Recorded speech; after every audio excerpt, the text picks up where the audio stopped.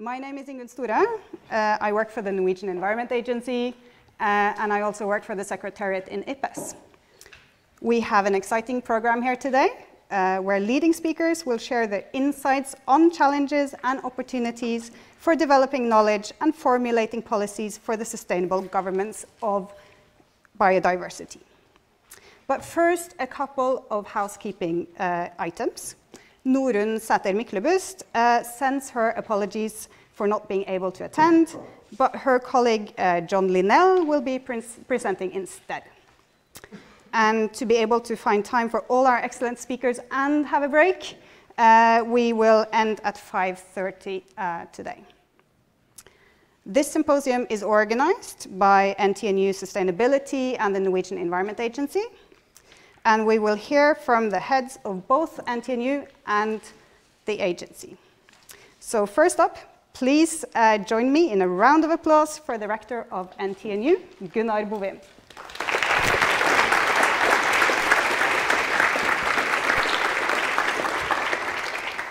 Thank you, and it's good to see you. Here's the co-host in the Norwegian Environment Agency, Friends of Knowledge-Based Public Debate. Really, Friends of Knowledge-Based Public Debate. Dear everyone, I think this is going to be a great day.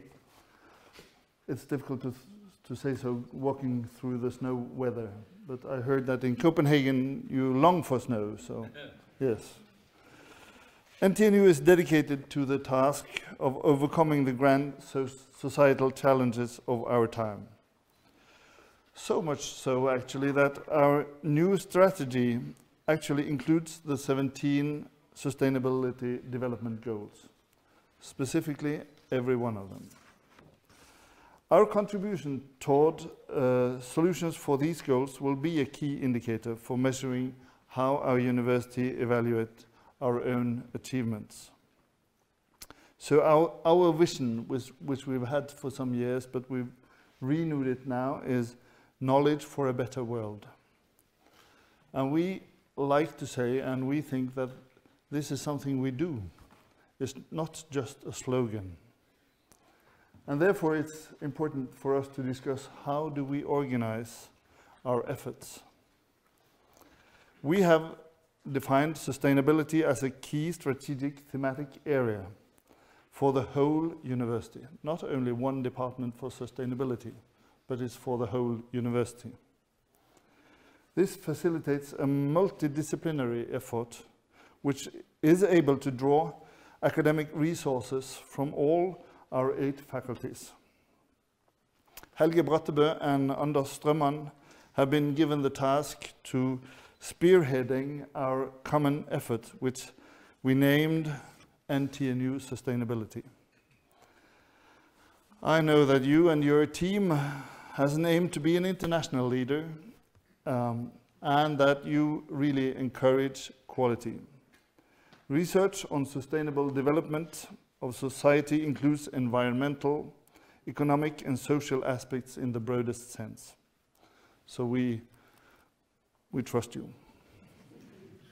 So far, so good. We've found an approach that will play on NTNU's strengths and ambitions. However, we also know that cooperation across borders with best minds in academia powers the top-level research and innovation and teaching that these tasks requires. Just 1 hour ago, I met with the Norwegian opposition leader, Jonas Gahr Støre, and he talked about that we have a too long distance between politicians and researchers. And especially, we have a too long distance between politicians and the technological researchers. And we need to shorten that distance, because the democracy is dependent on that politics is based on facts, is based on values, and is discussed openly. Therefore, I'm confident that this will be a great day. And we're, of course, especially happy that you, Sir Watson, it's a great pleasure to welcome you to Trondheim. I must say it's a typical Trondheim weather, but we never say so. I think you've done a massive effort to put, from the 1980s, many of the very important global questions onto the political agenda. We need that. We need more people like you, and we will try to learn from you today and discuss with you. Because we also think that coming here will develop you. Every day, good discussions will develop everybody taking part. So, looking forward to a great day. I also want to welcome my co-organizer, Ellen Hambro from the Norwegian Environment Agency. You've got a cold, you said? Yes. Yes. But we'll listen carefully. Thank you.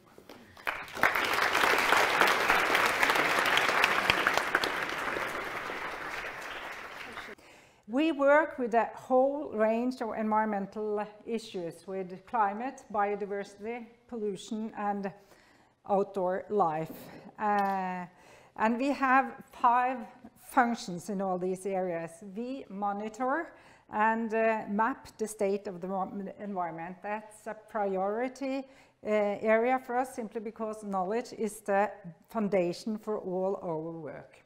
And broad and relevant, scientifically sound knowledge is the basis from national and international providers, is the basis for what we do. And also we systemize and communicate lots of information to the general public through different channels.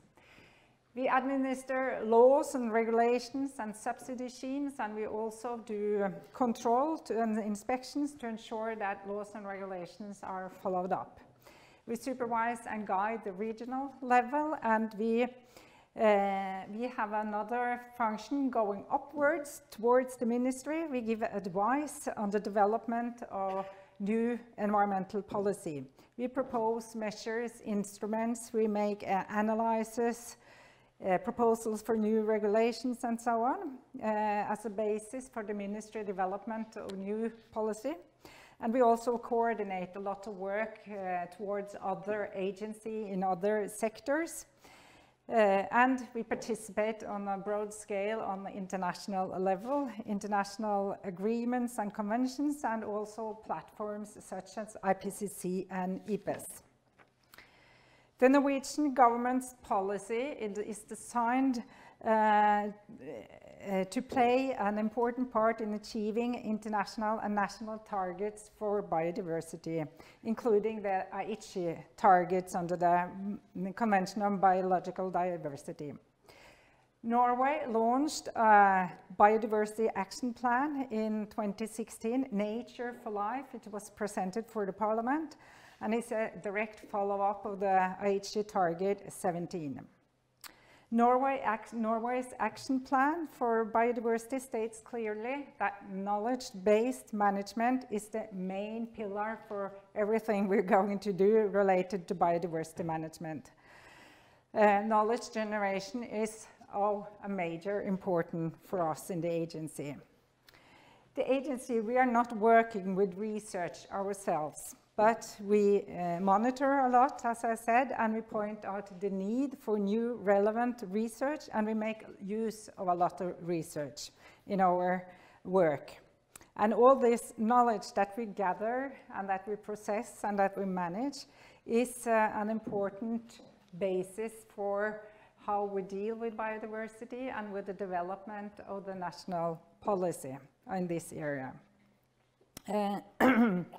We also identify, I mixed my slides. We also identify priority research areas, illustrated by this publication here. We point out what are the needs for new research in the coming period, and our ministry just recently presented a knowledge strategy where they underline the very importance and the increasing need of new environmental knowledge.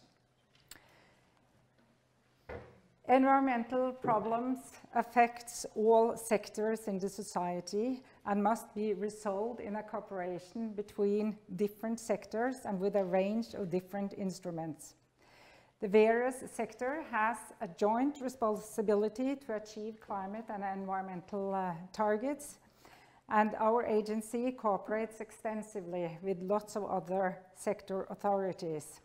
And then again, having quality knowledge bases is crucial for the management of environment across the sectors. Just to illustrate how important this is for us, I will give you a few examples. Norway manages the only remaining population of wild European reindeer, and we have a special international responsibility in this regard. In 2016, a reindeer in Nordfjella population was diagnosed with chronic wasting disease. It's a very deadly and very contagious disease that affects deer, moose, reindeer, and related species. The Norwegian Food Safety Authority, together with our agency, asked the Norwegian Scientific Committee for Food Safety and Environment to assess issues related to this disease, questions related to food safety, to transmission between animal, to wildlife management, and so on. And assessment from the committee stated very clearly that the culling, which is a nice word for killing, of all the reindeers in Nordfjella was necessary to have a chance to get rid of this very serious disease in Norway. And the government decisions follow up the advice from the scientific committee. It's a very sad but unfortunately necessary action, and our staff is now in the mountain doing the culling of this reindeer. Another example, the white paper that I just mentioned on biodiversity aimed to develop more specific protection goals for each ecosystem with concrete measurable indicators for good ecological status. Scientifically based indicators is considered is to be developed by scientists. And the scientists are to determine threshold values necessary for a set of indicators. A scientific committee expert group from different fields presented their recommendation for such a system to us this summer, and we presented our recommendation to the ministry this autumn, and the ministry is now working together with other ministries how to make this system works. And they're supposed to decide which part of ecosystems, how big areas, and where in the country should the ecosystems achieve good ecological status. And this framework for good ecological status in all the ecosystem is supposed to be in place by 2020. Just another last example of how we work with scientific knowledge as a basis for what we do is from the area where we work to combat hazardous substances. Brominated flame retardant is a substance that's used for many purposes, in electronics, in installations, in cars and other purposes. And Norway, among other countries, we're very concerned about the toxic effect and ability for long-range transportation of this substance. It has been found in animals in the Arctic, far away from the original source. And Norway was a driving force in order to ban the use of brominated flame retardants in EU and also on the global arena under the Stockholm Convention. And the scientific monitoring results from Norway was the solid scientific documentation that made those bans go through on the international level.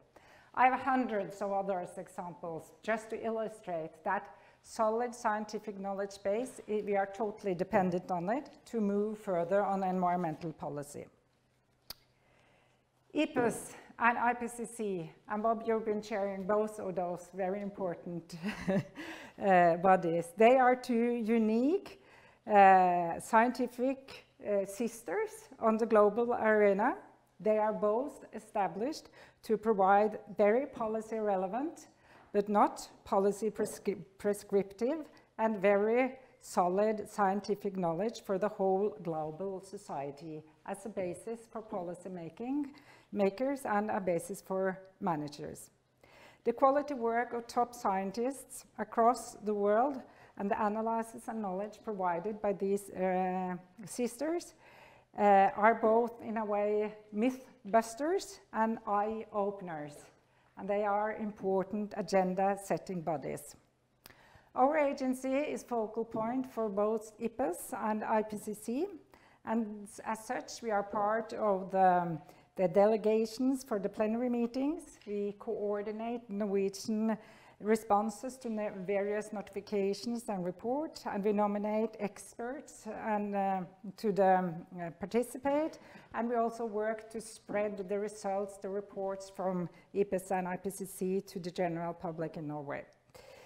We are also hosting the IPBES Technical Support Unit for Capacity Building, where Ingunn is heading that unit, and Norway has supported capacity building ever since the beginning establishment of IPBES, and we also participate in the bureau by Mr. Ivar Baste. Before I end my presentation, I just wish to express my gratitude to the work of Norwegian and other knowledge institutions which have shown a clear commitment to ensure the success of IPBES and IPCC. They have nominated authors and experts and reviewers, knowing that they will need to commit a considerable amount of work and effort. I know it's hard work to participate in this, but I also know that it's quite inspiring to meet and discuss and cooperate with scientists from all over the world. Lastly, I want just to mention that we think it's very important that IPBES and IPCC cooperate good together on questions that are related both to climate and biodiversity, and there are quite a few of those. For instance, questions related to forests and ocean. And I would also like to underline the importance of strategic partnership between IPBES and a global knowledge institution, such as the Global Environmental Information Facility, represented here today by the Executive Secretary, Donald Hubben. Anton Chekhov, he once said that knowledge is of no value unless you put it into practice. And that's what we're trying to do all the time, to be the link between knowledge and final policy making by the ministry. Thank you, and I wish you luck with this very interesting seminar.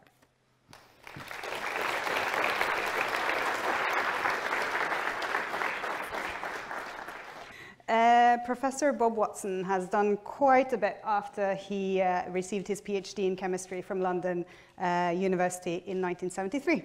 So he has worked as a chief scientist at DEFRA. He's been a chief scientific advisor and director for environmentally and socially sustainable development at the World Bank, associate director for environment in the Office of Science and Technology Policy in the Executive Office of the President in the White House, so that was under Al Gore there, and director of the Science Division and chief scientist of the Office of Mission to Planet Earth at the National or at NASA, basically. So in parallel to his formal positions, he has chaired, co-chaired, and directed a number of national and international scientific, technical, and economic assessments on stratospheric ozone depletion, biodiversity and ecosystems, climate change, and agricultural science and technology, including being chair, as Ellen just mentioned, of IPCC and now currently the chair of IPBES. He has also received numerous national and international awards and prizes for his contributions to science, including recently the Champions of the Earth Award for Science and Innovation by the UN Environment. He has also been recognized by the Rolling Stone magazine as one of the 25 movers and shakers for the environment. Today, he is the Director of Strategic Development at the Tyndall Center for Climate Change Research, and as I mentioned, the chair of IPBES. Please put your hands together for Sir Bob Watson. The floor is yours.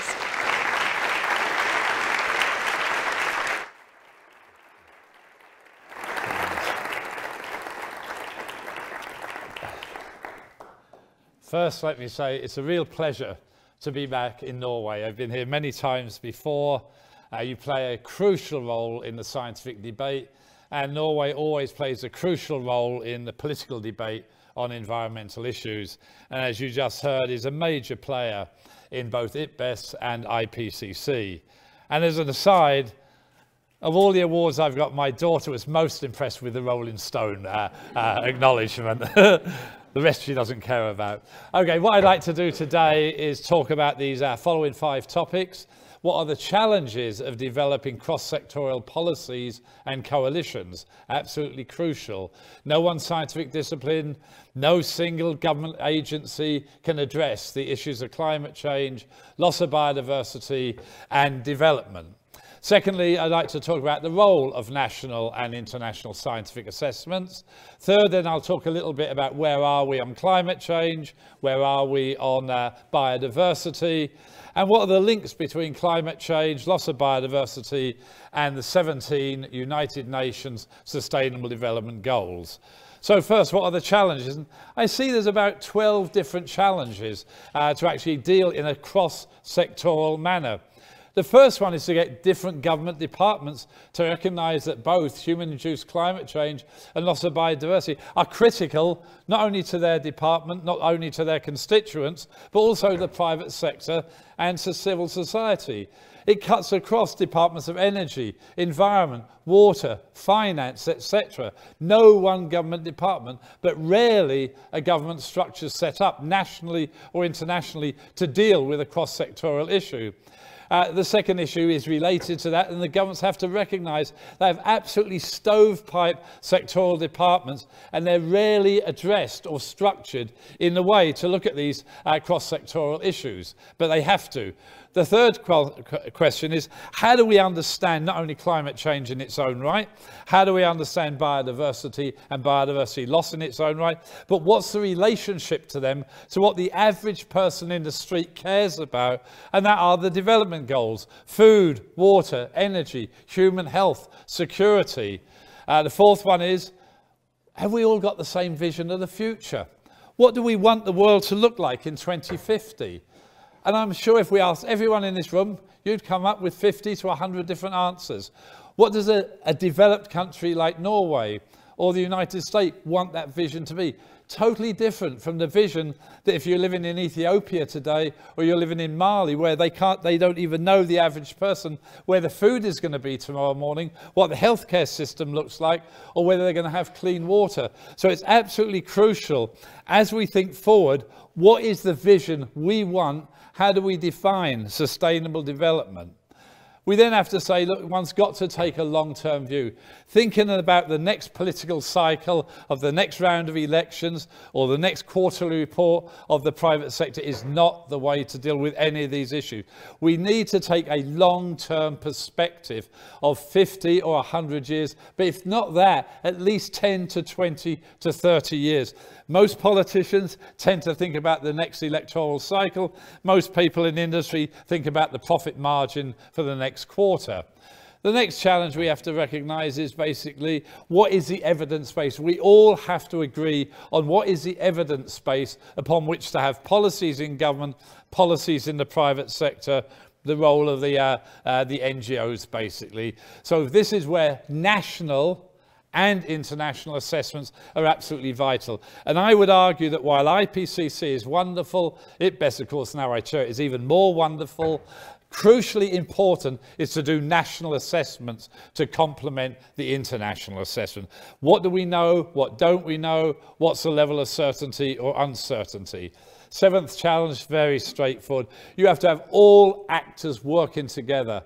It's not an issue just for government or the private sector or the NGOs or the important role of media in communication. And we therefore need all of the actors to both co-design and co-produce both knowledge and the assessments. And so it's really crucial that we work together to make sure that we're doing academically sound work, but also is of societal relevance and will provide the information that governments, the private sector need to have informed policy, basically. We clearly need to understand quantitatively the indirect the indirect drivers: economic growth, demographic change, socio-political change. How do they affect the direct drivers of climate change? How do they affect the indirect? If you don't understand the drivers, you can't set policy. It's really about as simple as that. We then basically move on to is to develop, how do we develop participatory processes? And in reality, when you actually look at this, we actually have a very dysfunctional system. Governments aren't well set up, as I already said. You've got sectoral stovepipes. At the international level, it's exactly the same. The UN system is very stovepiped. The conventions are stovepiped, but so are universities. And the challenge of a university is, how do you work across different intellectual departments? Also, what are the funders? Certainly in the UK and the US. They're also sectoral. In the UK, there's 7 big research funders. There's one for social science, one for natural science, one for engineering, one for health. The only way we can deal with it is to look at how do you fund multi and inter and transdisciplinary science. And then the journals are set up to be very, very disciplinary. So one's got a challenge in the academic community of the structure of universities, the structure of the funding agencies, the structure of journals. The governments that make decisions have also got these stovepipes. And in all cases, the challenge is how to work together and how to reduce the gap, as you rightly said, between policy and the academic community. And that's where this idea of co-design and co-production is really important. It's crucial we as an academic community understand politicians, understand policy. Equally important for politicians and policymakers to understand the academic community. Absolutely vital, basically.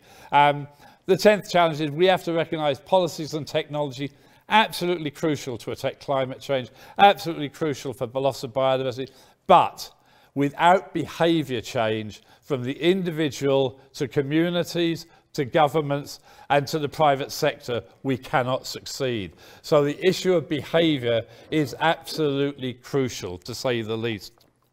The 11th, basically, and it's a really interesting one, every minister, when they're asked to serve, is to make their government department successful. Trouble is, to deal with these issues we're talking about, as we said right at the very beginning of my first challenges, they've got to work together, and we therefore have to recognise there are wonderful synergies of win-win across government departments, but there's also trade-offs, and we have to understand that rarely will a government decision to protect biodiversity, climate change and development be the absolute optimum for energy alone or agriculture alone or water alone. There are trade-offs that we have to understand in order to develop the optimum policy for a sustainable world. And the last one is, and this is where, to be quite candid, the scientific community is hopeless mainly. They've got no clue about the complexity of the socio-political system, no clue about political reality, no clue about the power of the vested interest. As we know, politics is the art of the possible, and all politics is local, but we're trying to solve a global, long-term issue. And until we understand political realities, how decisions are made, we will not be successful as an academic community, to be quite honest. So many academics feel, if I tell them this, it's obvious what the policy should be. Unfortunately, it's not. So the other point is totally trivial.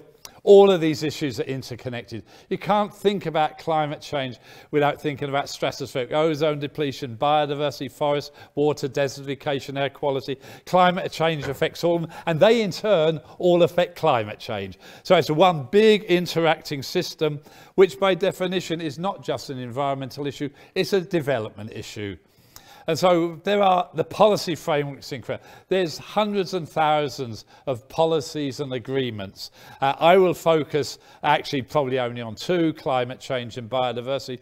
But the big global ones are stratospheric ozone depletion, climate change, biodiversity, Convention on Biodiversity with its Aichi targets, and land degradation, the UN Convention to Combat Desertification.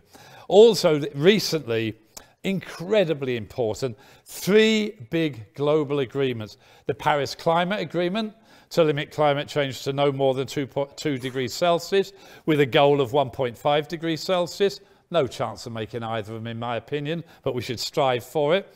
The 20 biodiversity Aichi targets, which I'll later show we're going in the right direction, but nowhere near enough. And then the 17 UN Development Goals. And all of those three are totally intertwined. You can't deal with the Paris Agreement without thinking about biodiversity. You can't deal with the 17 UN Sustainable Goals without dealing with both of those. These are all development issues. These are not the first two, simply environmental issues.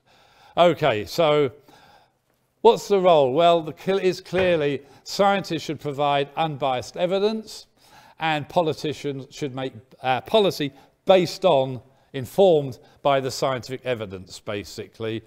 A decision maker, doesn't matter where they are, whether it's government, private sector, civil society, they need a consensus view, not your paper or yours. They really need a consensus view of what do we think is known and unknown. What are the uncertainties? They need a comprehensive look. Therefore, by definition, we need comprehensive transdisciplinary research programs. We don't want the social scientists here and the humanities here, the engineers here, the lawyers here, the natural scientists here.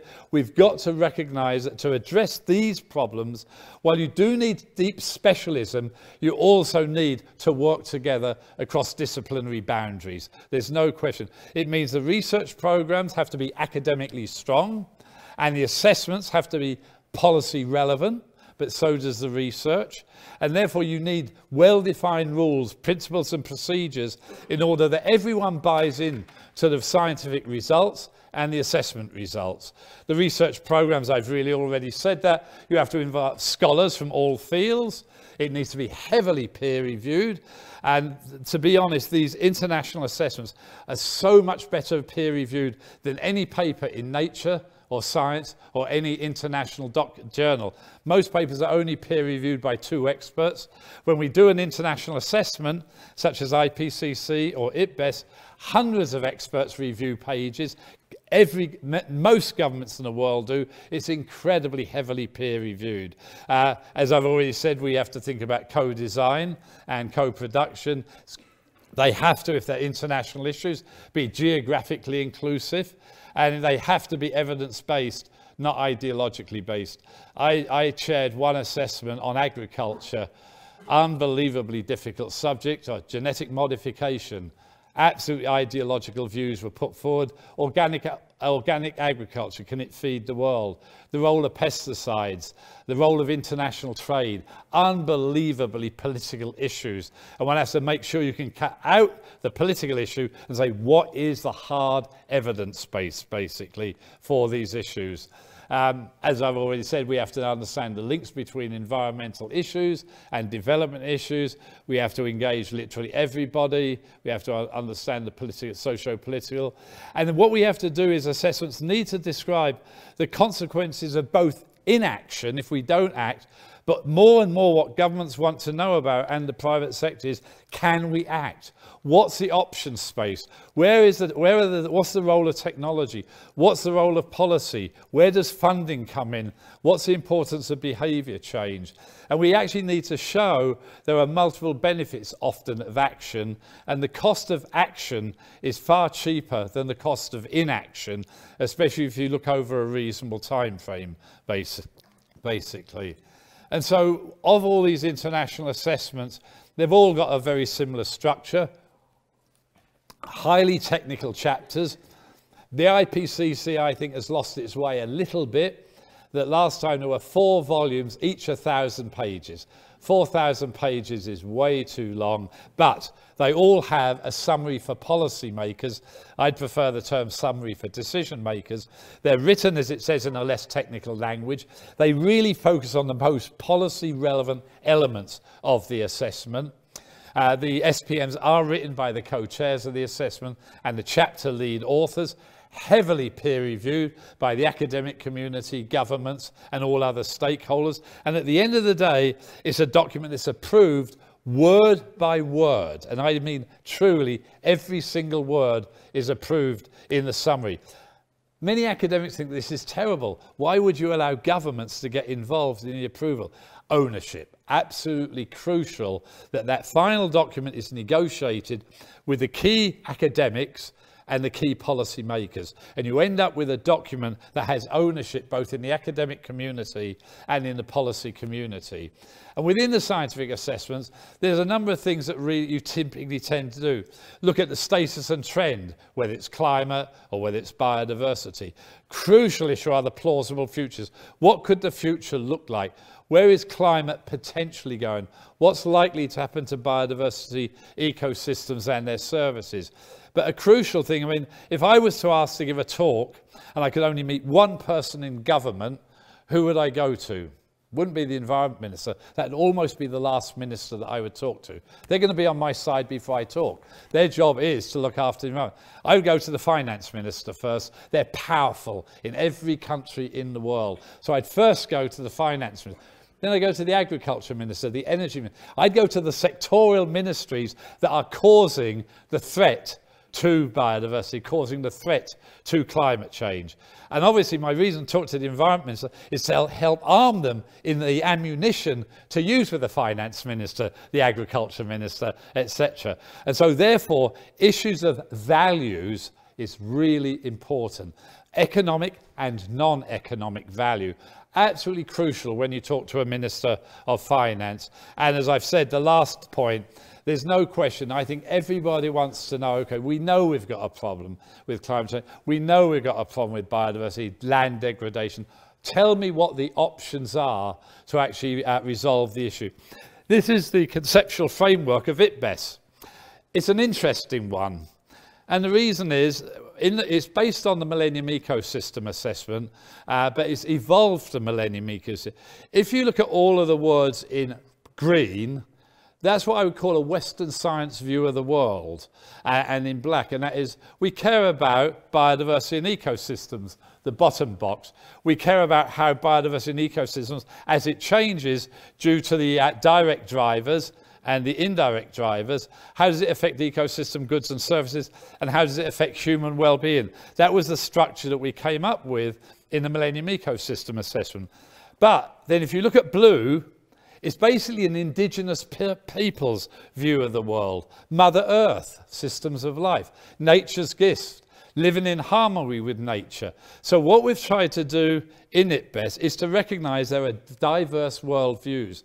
A very Western view of the world, very basic academic science, but there's also an indigenous persons and many religions, I would say, not just indigenous people, certainly in many religions, more of a view of don't destroy creation, basically.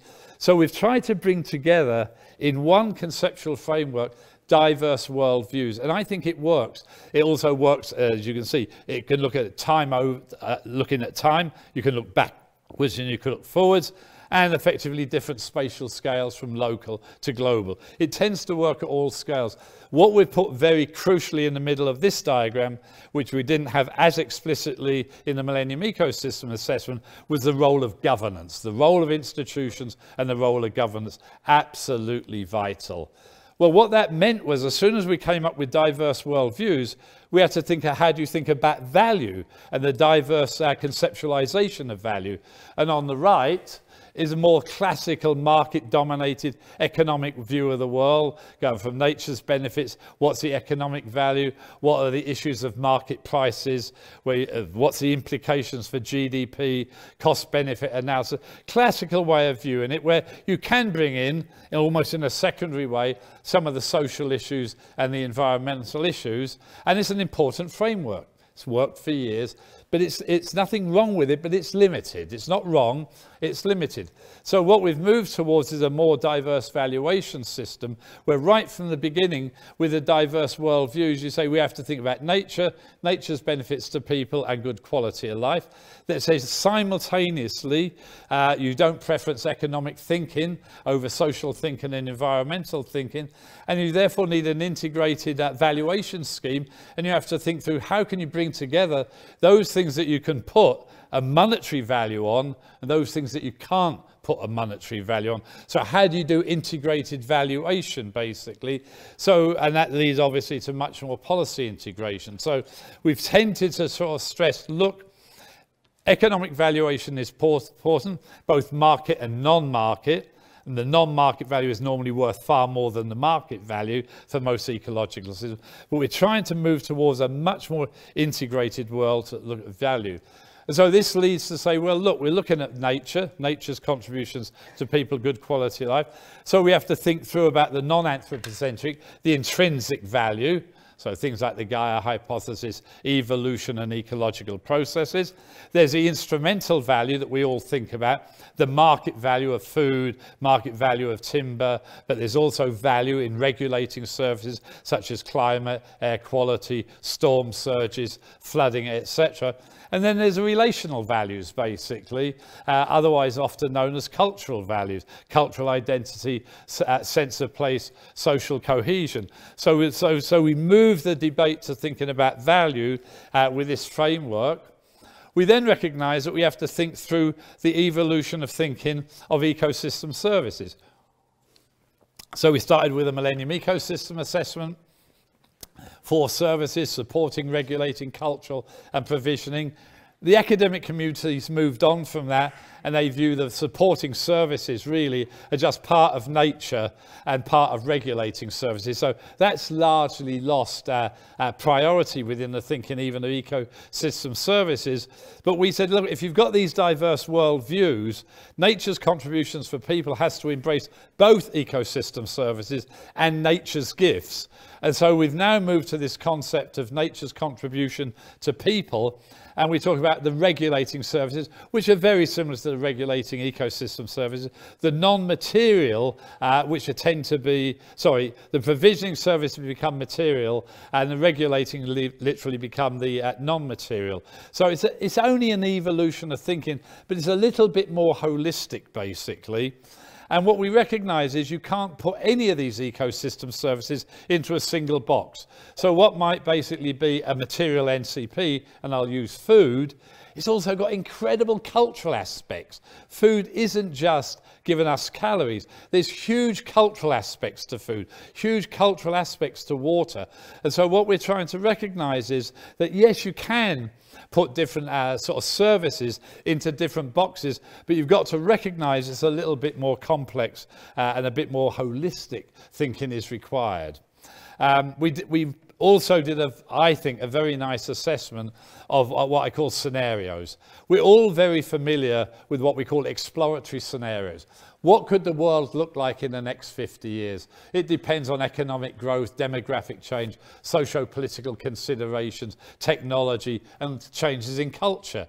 And so what could that world look like for climate change or biodiversity? It's a crucial element in IPCC. Also, it's becoming a crucial element in IPBES. But then the other question is, what if I want a target? And the IPCC is looking at, I want to limit the world's change in climate to 2 degrees Celsius. So now you use target seeking scenarios. I know where I want to go. What are all of the different technology policies and behavioural changes, and there's myriads of them, that could get me to that target? Much harder to do in biodiversity. There's no single target that's as simple as a 2-degree target or 1.5 degree target in climate. Much, much harder. But then the 2 at the bottom is you can screen a policy with scenarios. How likely is it willing to work? And are there unintended consequences, which is the key thing one needs to look at. And then also you can do a retrospective. We put a policy in place. We expect it to behave a certain way. How did it behave in hindsight? So the issue of scenarios, absolutely vital. And to be honest, there's only one simple message here. You have to integrate it into the policy cycle, and it must be participatory. It's a social process. You absolutely need all players at the table, the academic community, civil society, government. So when you're thinking through scenario planning, everyone answering their vision of the world, their formation of the world, what are their assumptions about the world. And so it's absolutely crucial to make sure that when one does scenario work, it's not just done in the academic community, it must engage civil society. So where are we on the Paris Agreement? Well, the first one, and this is too busy, but we are changing the directory of challenge, but not enough. Nowhere near enough. So effectively, everyone was happy that for 3 years in a row, 2014 to 2016, global emissions of carbon dioxide seem to have peaked and flattened. 2017 grew another 2.5%. We have not in any way come to the maximum of emissions of carbon dioxide. There are about 18 countries around the world that effectively are responsible for about 28% of the emissions, where over the last decade they have actually reduced their emissions. But you have to be very careful. The UK was really pleased 5 years ago that they were 20% below their 1990 emissions. What a success story, 20% below. Until I pointed out to the minister, if I counted embedded carbon in all our imports, our environmental footprint wasn't minus 18%, it was plus 18%. All we were doing was offshoring our footprint of absolutely no value to protecting the environment. The UK's got better now, it's pretty level now. But the point is, when you look at a footprint of a country, you have to look at both domestic emissions plus embedded carbon in all the imports and get credit for the exports that have got embedded carbon. So things are changing, but, so where are we? This comes from IPCC, very, very clearly. The black lines are the observations, the orange pink line are theoretical climate models that account for all natural phenomena and all changes in anthropogenic drivers. So changes in albedo, changes in aerosols, changes in greenhouse gas emissions, they bring in solar radiation, etc. The blue line is where you only have a climate model that looks at natural phenomena, so solar variation, volcanic emissions, etc. And the message is very simple. You can, at both the global level and at the regional level, only simulate the observations with a climate model that includes the role of man, or humans I should say. And the other way to say it is, without bringing in anthropogenic activities, you cannot simulate the climate of the last 100 years. And this just shows temperature, but you can come to the same conclusions looking at things such as precipitation. We've now observed changes in the physical system, the biological system, and human systems such as agriculture is what I mean, management of water. We've seen changes that can actually be attributed to human-induced climate change all over the world. So this is a phenomena that is affecting, and there is now observational evidence of effects that can only be attributed to the observed changes in climate. Question is, what could happen in the future? Sea level rise is one. We could be fortunate and only over the next 100 years see a 1/4 metre sea level rise. I think, unfortunately, we're more unlikely or more likely to be closer to the 1 metre. But the other point about sea level rise is once it starts, it goes on for many, many centuries and millennia. So even if we could be on that bottom curve, the so-called low emissions curve, RC point 2.6, and it's only 1/4 metre by 2100. By 2200, it's 1/2 metre. By 2300, it's almost 1 metre. So the problem is, even if we were to get temperature under control, sea level lags by several centuries. Once you start it moving, it doesn't stop at all quickly. This is to look at the future. The left-hand side is the low emissions, the right-hand side is the high emissions. Obviously, the low emissions, it plateaus at about 2 degrees Celsius. The high one is more like 5 degrees Celsius. The normal picture, the land warms more than the ocean, and the high latitudes, the Arctic region, which you guys know about, obviously, warms far more than the equatorial region. From precipitation, the models are much, much more uncertain in precipitation than they are on temperature, but classically the high latitudes get wetter and the subtropics get drier. The other perverse way to say it is the wet areas get wetter and the dry areas get drier. However, even in a single geographic location, pick the middle of America, pick them somewhere in Europe, there will be more extreme weather events, there'll be more heavy precipitation and less light precipitation. So in the same geographic area, you could expect more floods and more droughts in the same geographic location. And it's because the temporal variation in precipitation is quite pronounced. Clearly, we have to care about impacts into the future. and this is just comes from IPCC, and what it basically says, as you get warmer and warmer, all of the threats get larger and larger, and even the so-called 2 degrees Celsius target of the Paris Agreement still shows very significant adverse effects on many of the things we care about: food production, water, human health, etc. And this really just summarizes it. Basically, you have to simultaneously consider the impacts of warmer temperatures, more heat waves, more variable precipitation, and certainly an increase in the frequency and intensity of most extreme weather events such as hurricanes, wind events, etc. And as this already says, and I'm not going to read it, we have to care about water availability and quality. We have to care about agricultural productivity, vector and waterborne diseases, things such as malaria and dengue as vector-borne, cholera as waterborne. We have to care clearly about the impact on biodiversity. It's a major threat. Up till now, it's predominantly been land use change and over-exploitation of biodiversity that's a challenge. Climate change is likely to be the biggest challenge in the future. Let me miss that one. So the Paris Agreement, you all know about it. How do we limit it to 2 degrees Celsius and preferably 1.5? So that's the goal. This actually, quickly, and let me just put all of them up. To do it, you have to be on this thing at the bottom, RCP 2.6. We're most likely, at the moment, on a pathway between 6 and 8.5. We are definitely at this moment in time not on the pathway for the low emission scenario. We're on a pathway to one of the higher ones, basically. And so what do we need to meet the Paris Agreement? If you do absolutely nothing, that's the so-called baseline, we would actually go up from today's emissions around 40 gigatons per year, or just over it, about 47, I should be specific. We'd move up to over 80.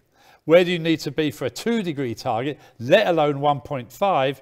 By 2050, you need to be down at around 20. But even by 2030, you need to be actually down in about 40. So that's the challenge. How do you go against the baseline, business as usual, down to the blue line?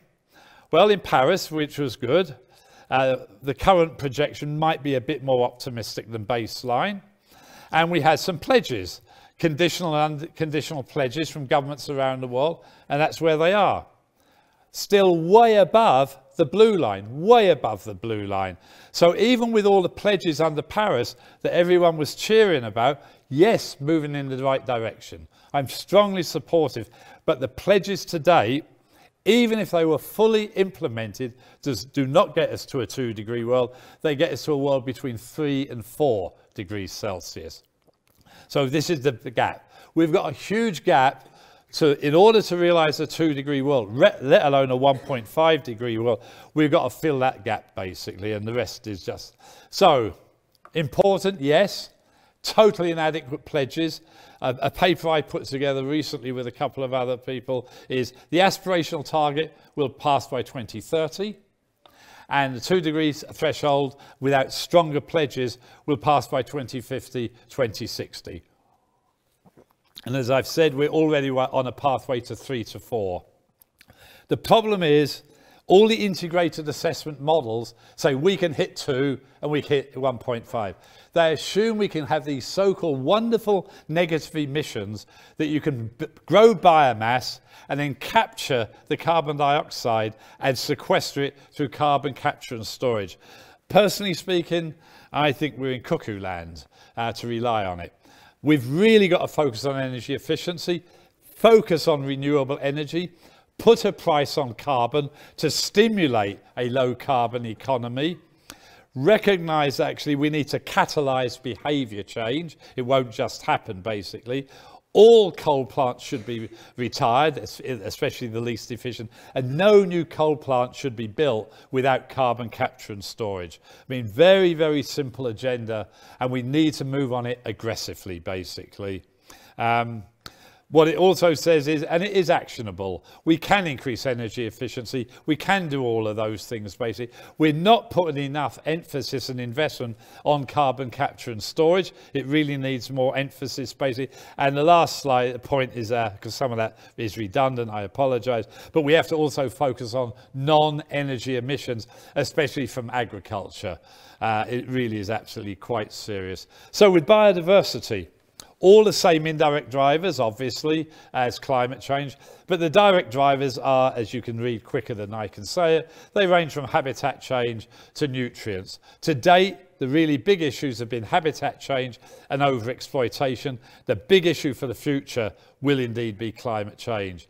This comes out of a very old document, actually. It comes out of the Millennium Ecosystem, so where we looked at a whole series of biomes, different forest systems, different dryland systems, different aquatic systems. We looked at the 5 drivers and we said, you know, was it a major driver in the past? That's the colour. Yellow means that that particular driver wasn't very important. So climate change wasn't very important for most systems. And then the arrow says, what would happen over the next 50 years? Is it likely to become more or less important? And as you can see in climate change and in pollution, we really do believe that climate change and pollution will be a very, very major driver on literally all of these ecosystems as we go forward in the future. We do have the 17 UN Sustainable Goals. I think they're superb, personally, with 169 targets and however many indicators they finally come.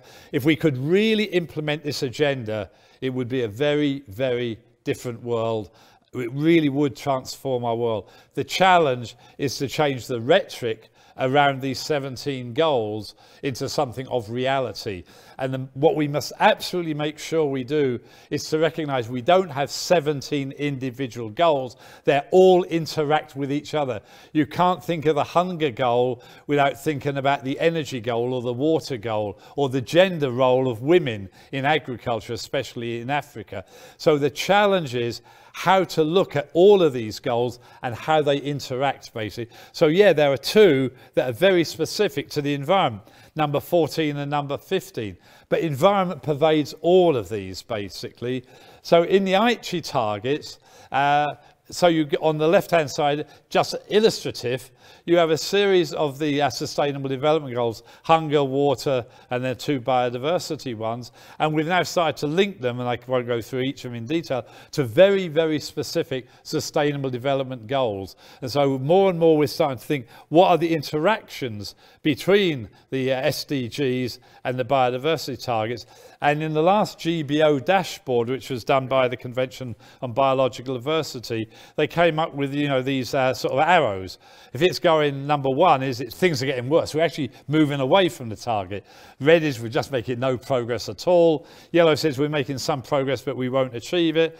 Green is we're actually on track. Boy, blue, we're actually going to exceed the target, basically.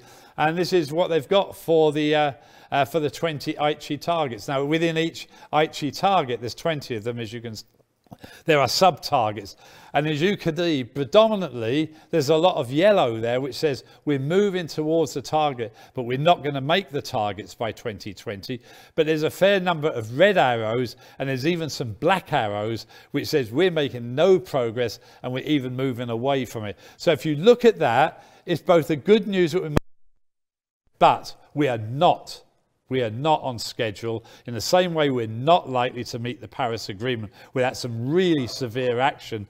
We're not going to make these 20 Aichi targets without really rethinking what policies do we need to deal with effectively. And so I just summarised it, you know, sort of you can see what I've said there. So there's the mainstreaming targets, then there's the targets direct drivers, then there's the improved status, then the enhanced benefits and implementation. So that's the 20 Aichi target. And, you know, and I'm not going to read it, you know, progress unlikely to achieve the target, little or no progress, little or no progress, little or no progress. There's not very many saying, hey, we're making great progress. So this is our challenge. And in IPBES, we are looking at these at both the regional and sub-regional level. And I can't talk about the results, but there won't be anything that's inconsistent with this more global picture, basically, that yes, We're moving in the right direction, but way too slowly, basically. Which really says, you know, we've got to really think through when we think about values, about the economic part, which is only one part of value. I want to stress that. So, you know, we've got to make absolutely sure non-market value is recognised in decision making as important and often more important than market value. We've really got to remove most of these perverse subsidies in agriculture, fisheries and energy. We need to pay landowners, in my opinion, payment for ecosystem service to manage the land that's actually sustainable. We need appropriate water pricing policies. Almost very few countries in the world actually appropriate price water. In many developing countries, as soon as you mention pricing on water, you know, they throw you out of their office, basically. So again, we really need to think through purely on the economic thing, how to rethink the whole issue of economic. And so what I've really talked about this. I've already gone through those 5 and how we're not meeting the Aichi targets. And so almost in conclusion now, climate change and loss of biodiversity are 2 of the greatest threats to a sustainable future. They really should be viewed as development and security issues, not simply environmental issues.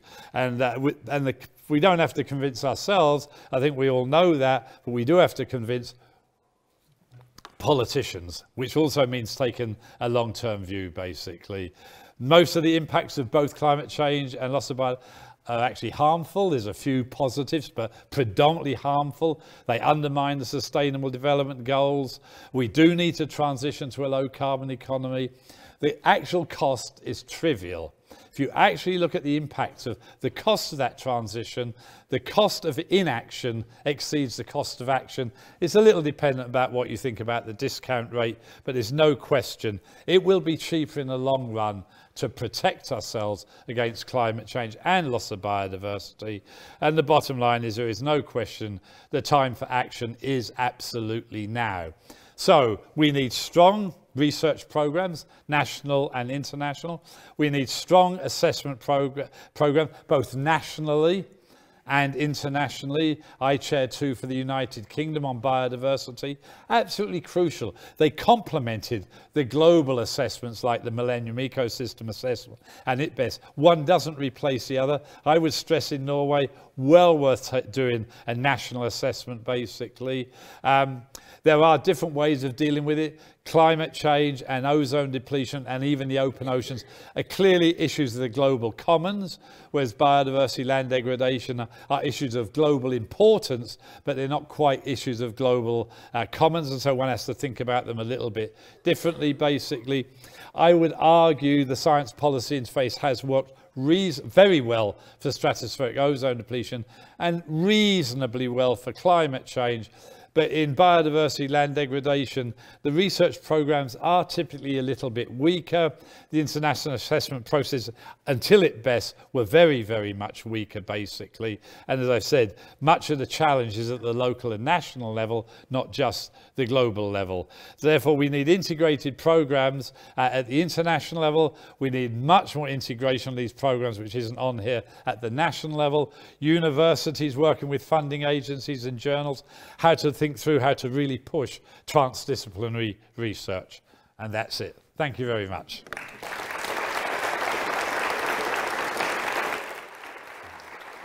Our next speaker is the Executive Secretary of the Global Biodiversity Information Facility, or GBIF, Donald Hoburn.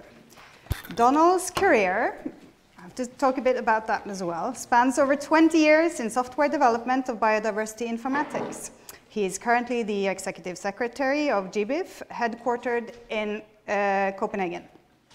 In his role, he is responsible for coordinating the activities of a global network for sharing biodiversity data, including 57 countries and many international organizations. He serves on the Executive Committee of the Encyclopedia of Life, the Steering Committee for the Group on Earth Observations Biodiversity Observation Network, GeoBON, and the Steering Committee for the Global Invasive Alien Species Information Partnership, GIASIP. He has also previously served as chair of the Taxonomic Database Working Group and the international organization responsible for development of standards for exchange of biodiversity data. Donald will be talking today about creating a transparent and verifiable knowledge base for biodiversity, and please join me in warmly welcoming Donald Holborn.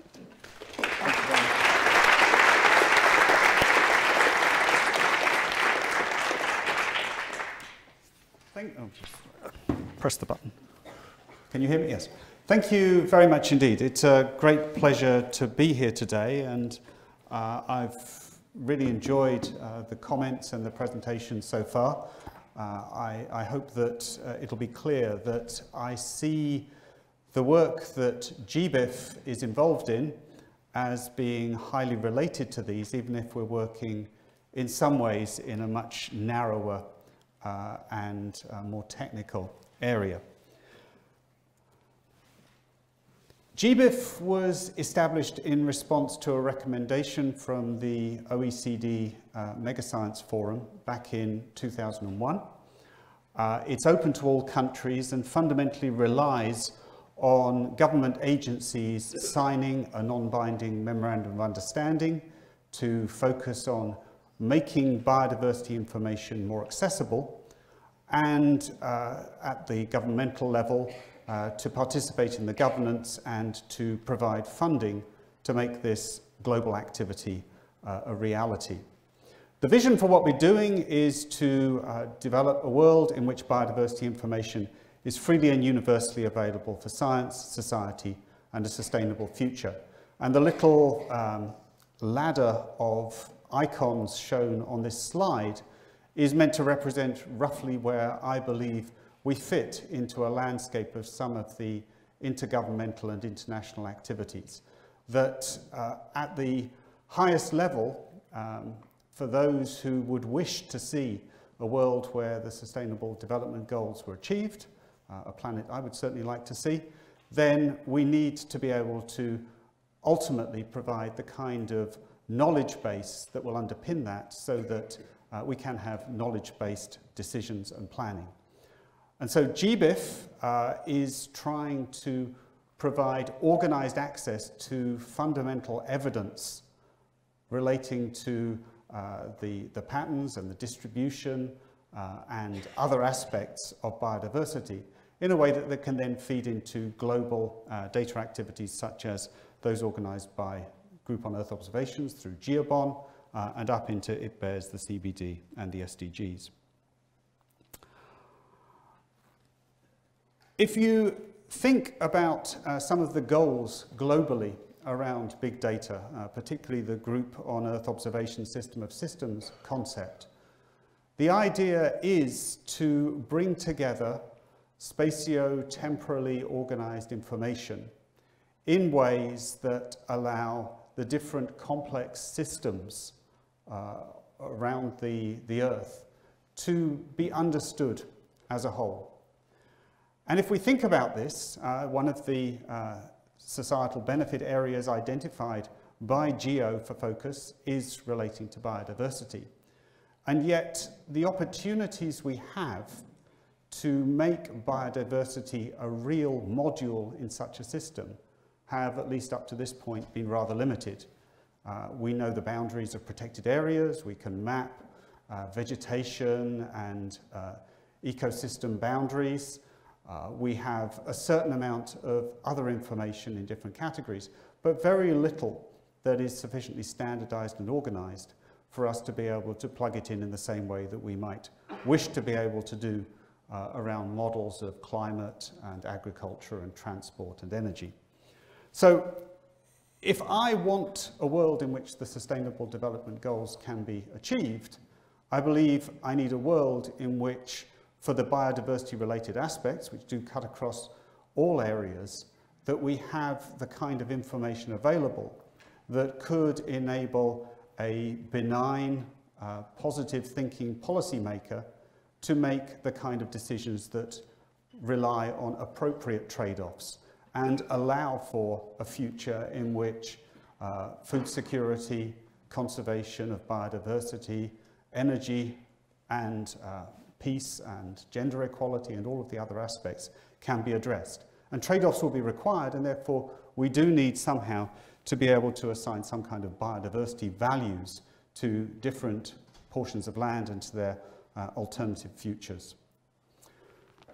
I've mentioned already GEOBON, the Group on Earth Observations Biodiversity Observation Network. One of the focus products that group is working on in response to the essential climate variables is the idea of a set of more or less, well, set of standardized variables that help us to characterize the different states of biodiversity and to allow us to identify and discriminate how those states differ in ways that matter to us. And there's a great deal that's been going on over the last few years, many, many workshops and discussions, and a lot of very circular debate about how this may work, because it is a very complicated issue. Certain things I think are starting to come out of this very clearly. Some of them are perhaps not directly measuring biodiversity, particularly the aspects that relate to remote sensing, but are certainly getting us closer to measuring important aspects of natural systems, such as vegetation height. At the same time, there's been a recognition that we do need a framework that gets at allowing us to present as a variable across time and space the most fundamental aspects of biodiversity, of the variation and variability of species and communities in different areas. And that a lot of it comes down to what I've tried to represent here. I grew up in the UK on the East Coast. The left-hand side represents some of the things I remember seeing as a keen amateur naturalist as a child. Lots and lots of shorebirds, sandlings and other birds, vast amounts of starlings. I remember seeing burnet moths and quite a lot of stoats and weasels. I remember seeing pseudoscorpions and getting very excited about them. The same place, going back now, some of those things are still there, but often in very much lower numbers. That's the last time I saw a weasel, and it didn't look very healthy. There's still pseudoscorpions there, and now there's little egrets. Now, some of those things may be significant, others may be much less significant, but there are differences in the state of the organisms that are very readily observable, and much more also are doubtless in the things that I wasn't observing. And I'm sure that any one of us can think of how the suite of species has varied through our lifetimes in the areas that we've known, and how they've varied in the different places that we've lived. And if we want to understand biodiversity and put it into this system, we need to understand these things, both in space and in time. And ultimately, we need a way that we can start to bring together the evidence we have, to organize it from the standpoint of quality and fitness for use, and be able to provide matrices based on land units or space-time cubes that help us to talk about these differences and how they change. And if you can just imagine having data like this at a fine enough scale, and that's the big challenge, both for space and time, then many of the things that we spend a great deal of time talking about in ecology and more generally around biodiversity and the impacts of invasive species or conservation really relate to patterns and signals that you would see in a matrix like this. Species changing in relative abundance, disappearing. So if we could observe the world more like this, it would be a fantastic thing, and I believe it would be a fundamental underpinning for the kind of Earth-observing system of systems that's implied by GEOS. So I'll come back to GBIF and our role, which is not as grand yet as being able to produce a fine-scale view for all species of their distribution and abundance in all parts of the world. GBIF, as I mentioned, is a governmental partnership. We also have participants that are international organizations somehow related to biodiversity information management. The countries that you can see here are those that have currently signed the Memorandum of Understanding, many of them as early as 2001. Those that are marked in green are the ones that are actually funding the activity, currently at a level of around €3 million a year for the centrally funded shared activities, which include informatics, capacity development, and all of the aspects of the governance and meeting structures. What we're trying to do is to interact with all the many sources of information which tell us about biodiversity.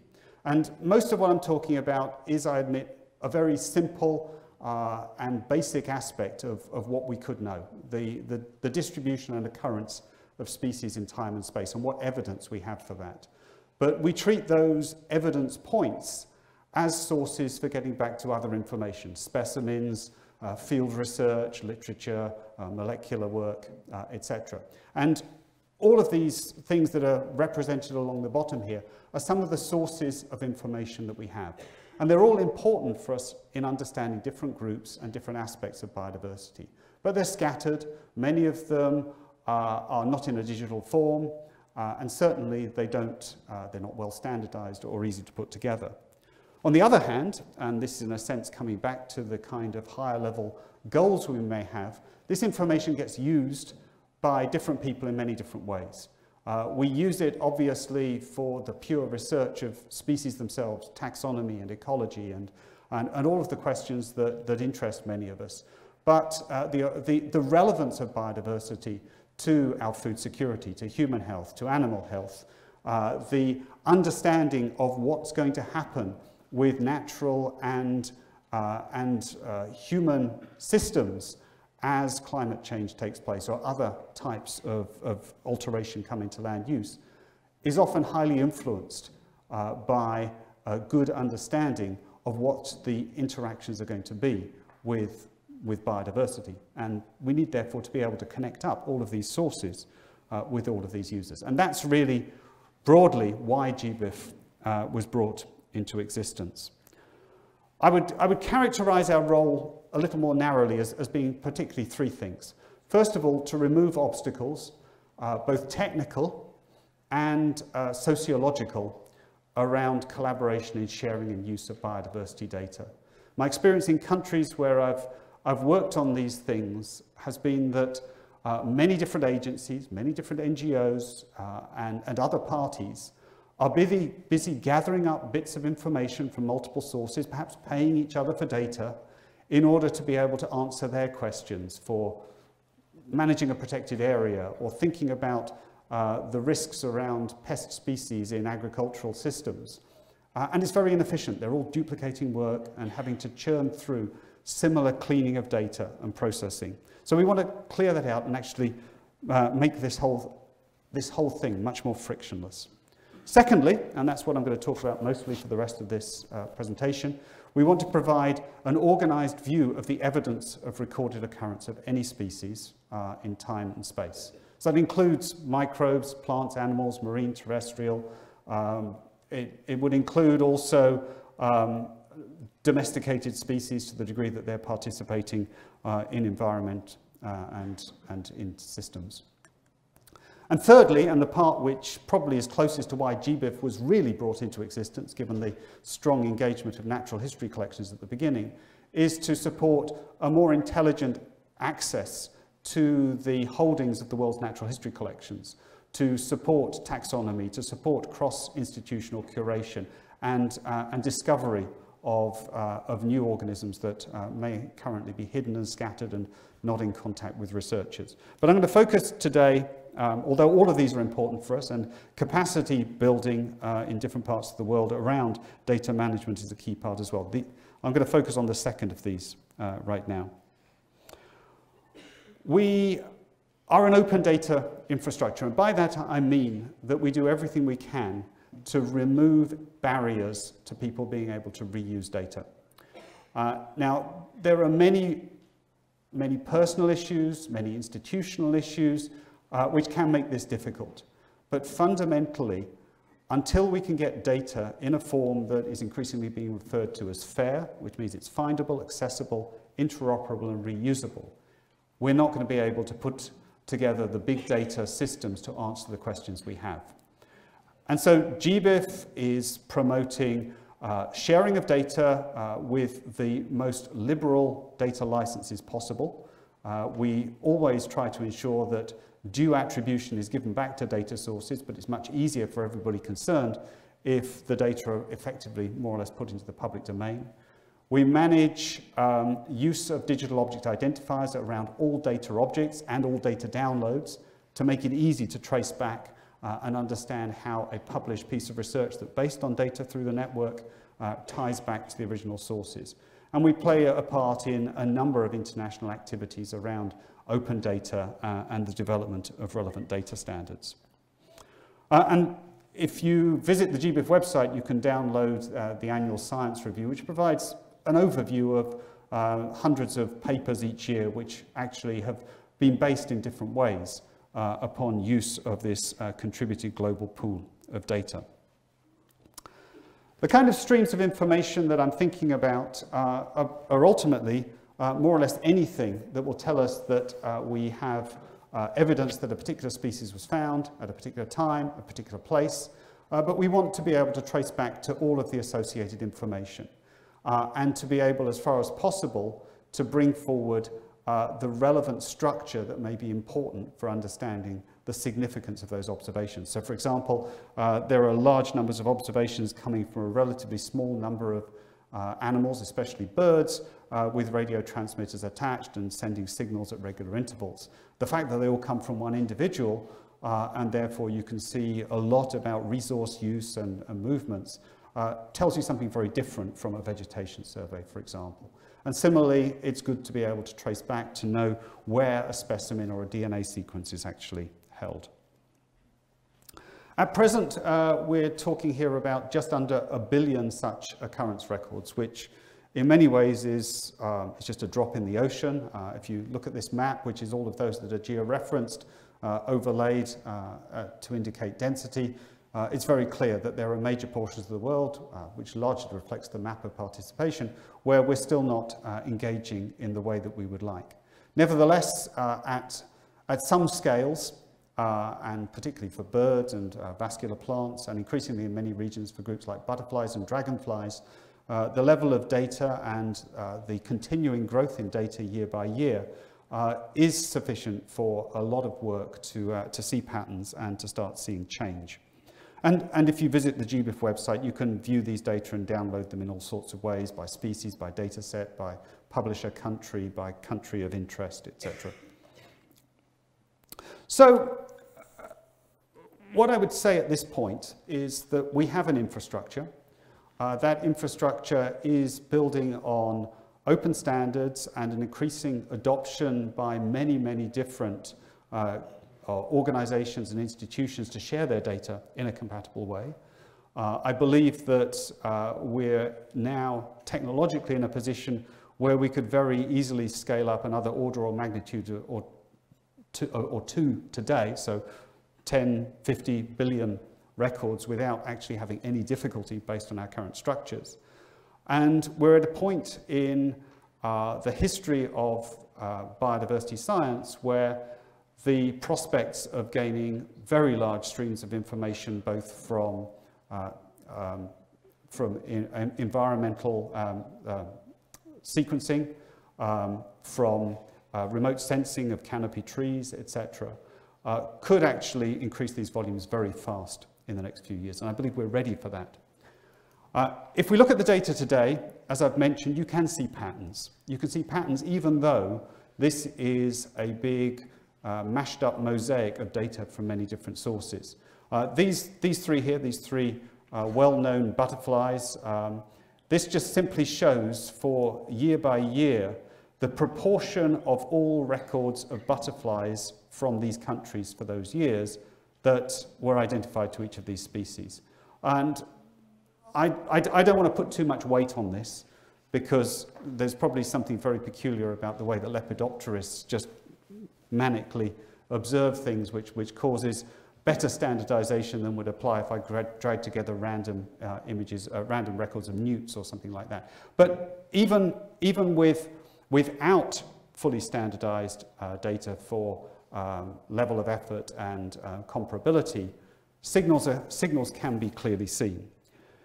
We recognise, however, that, and GBIF up to this point I would say has a reputation as being a big pile of presence records. We can tell you, yes, somebody said they saw something there, but we've got no idea what else was there. We've got no idea whether the same species was common 10 kilometres away or anything like that. We have, however, in the last few years started to extend further in this direction. And if you imagine, or indeed much of the data that's flowed into GBIF over the years has effectively, in the early years, was denatured to bring it in. It may have come from a survey where there was a transect, where somebody regularly perhaps counted certain species over and over and over, following a common protocol with one used somewhere else. This could be vegetation plots, there are transects through reefs, it can be particular kinds of bird counts, it could increasingly be metagenomic activity, and from these we have much more standardized signals that are much closer to that view that I showed early on of the kind of grid that would represent metadata, represent biodiversity as part of an Earth observing system. So GBIF now is already starting to bring in increasing quantities of data that we call here sample event data that does provide this higher structure. Observations of species that come from the same place as part of a single survey using a common method that can then be compared with that from other localities.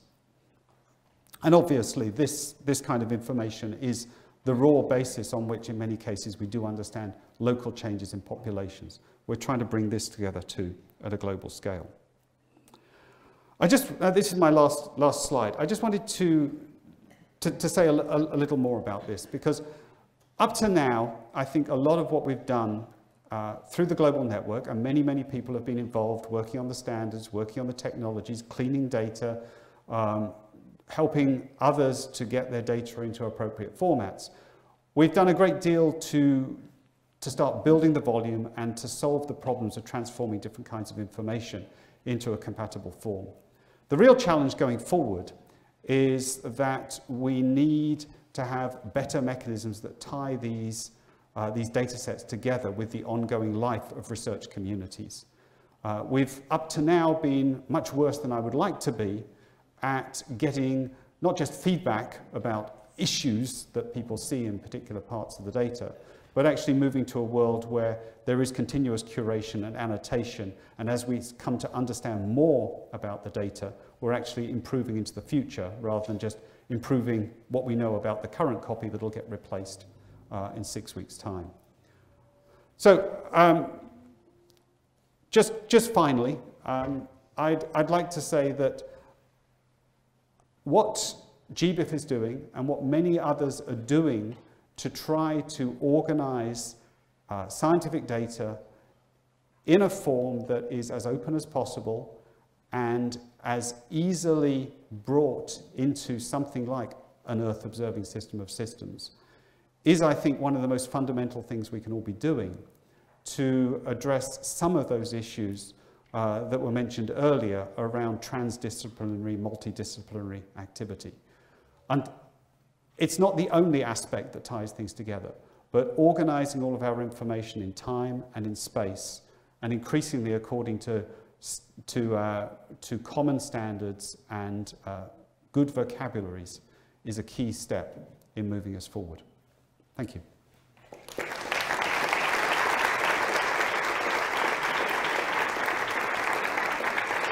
John is a senior researcher at the Norwegian Institute for Nature Research, INN. His research focuses on interdisciplinary approaches to understanding the complex relationships between humans and wildlife, especially large herbivores and large carnivores. John's presentation today is titled In the Crossfire, Commercial Interests and Biodiversity Research. John, the floor is yours. So what's the one direction? What I work on is the big, furry, cuddly, charismatic end of the biodiversity scale. Not the little slimy, buggy things, but the big, furry things. But as well as being cuddly and charismatic and cute, these animals can also be highly controversial. And that's really what I'm talking about today. But my work focuses on wildlife and very much in an international context. Europe, Central Asia, Southern Asia is my arena. Just to put this talk in to context, it's very important to understand where I work. And I work at an institute, the Norwegian Institute for Nature Research, which is not an academic institution. It is an independent foundation, over 240 people, and we live entirely on external funding. So virtually everything we do is driven by projects and contracts. And this is a totally different thing to the academic reality. But we're bigger than your average consultancy. So we occupy this sort of intermediate status between the consultancy world and the academia world. And this gives us a fairly special position in the science policy interface. With the species that I work on, the crisis in wildlife conservation is not driven by ignorance, right? We know elephants and rhinos have a problem. We know pandas are endangered. It's not there that the problem lies. The conservation context and challenges come because of conflicts. These conflicts are with the species themselves, they're the opportunity costs imposed by conservation, there's conflicts of interests, and even conflicts of identity and values, where conservation will or will not fundamentally challenge someone's life project. As a consequence, the lack or the motivation for practices which are not sustainable is because somebody is benefiting from a non-sustainable practice, right? Somebody wins. It's often hard to know who it is. Is it an interest group? Is it a person? It may be somebody distant or close, but somebody pretty much always wins from cutting down the rainforest, harvesting ivory, and killing rhinos. So it's not the ignorance, it's the conflict. It's the people here. We have to understand what this conflict is. The problem is, these people don't have an interest in change. So anything which threatens to change their status quo will be challenged. And the extent to which can knowledge, which is what our scientists do, if that challenges their benefits, they are going to fight back against that change. Which means that any time we're doing relevant science, it is going to be controversial, and we are going to be in the crossfire. If we're not doing something controversial, we're doing the wrong thing. Okay, this is the reality which me and my colleagues can kind of work inside. Where are we? Sorry, there. Which button do you press here, guys? There's way too many buttons here. Thank you. This kind of thinking was fairly absent in the early iterations of IPBES. One can almost say there's a certain naivety there, a focus on benefits, right? Benefits all the time. But I think the new iterations of IPBES are much more embracing the conflicts and the context dependence of conservation. So I was really happy to read this latest piece in Science, which Bob and others wrote just a few weeks ago. It really made some small changes, but I think they were changes in the direction of a more realistic grasp of the issues really facing biodiversity. Some of the examples of these controversies which I work on: in Norway, we have the conflicts between large carnivores and livestock grazing. We have conflicts with moose. Some people perceive it as a hunting resource, others perceive it as a damaging thing in the forest. Other people driving cars perceive it as a real problem. Animals can have benefits and costs in the same place and time. It's very complex.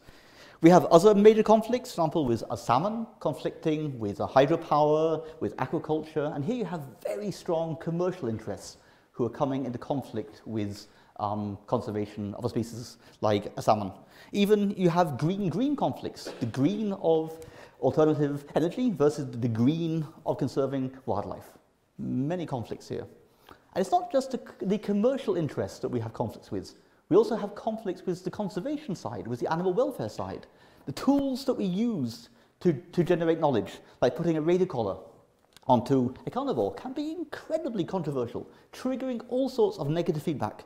And actions for conservation, like conserving Arctic foxes by captive breeding, is probably one of the most controversial projects I ever worked on in my whole life, because we're simply taking these animals out of the idealized nature and putting them into captivity. So you get all sorts of stuff thrown at you from all sides in this world. In a way, we often joke about it that you want to get equal amount of stuff of kind of shit thrown at you from both sides to keep, then you're doing a good job.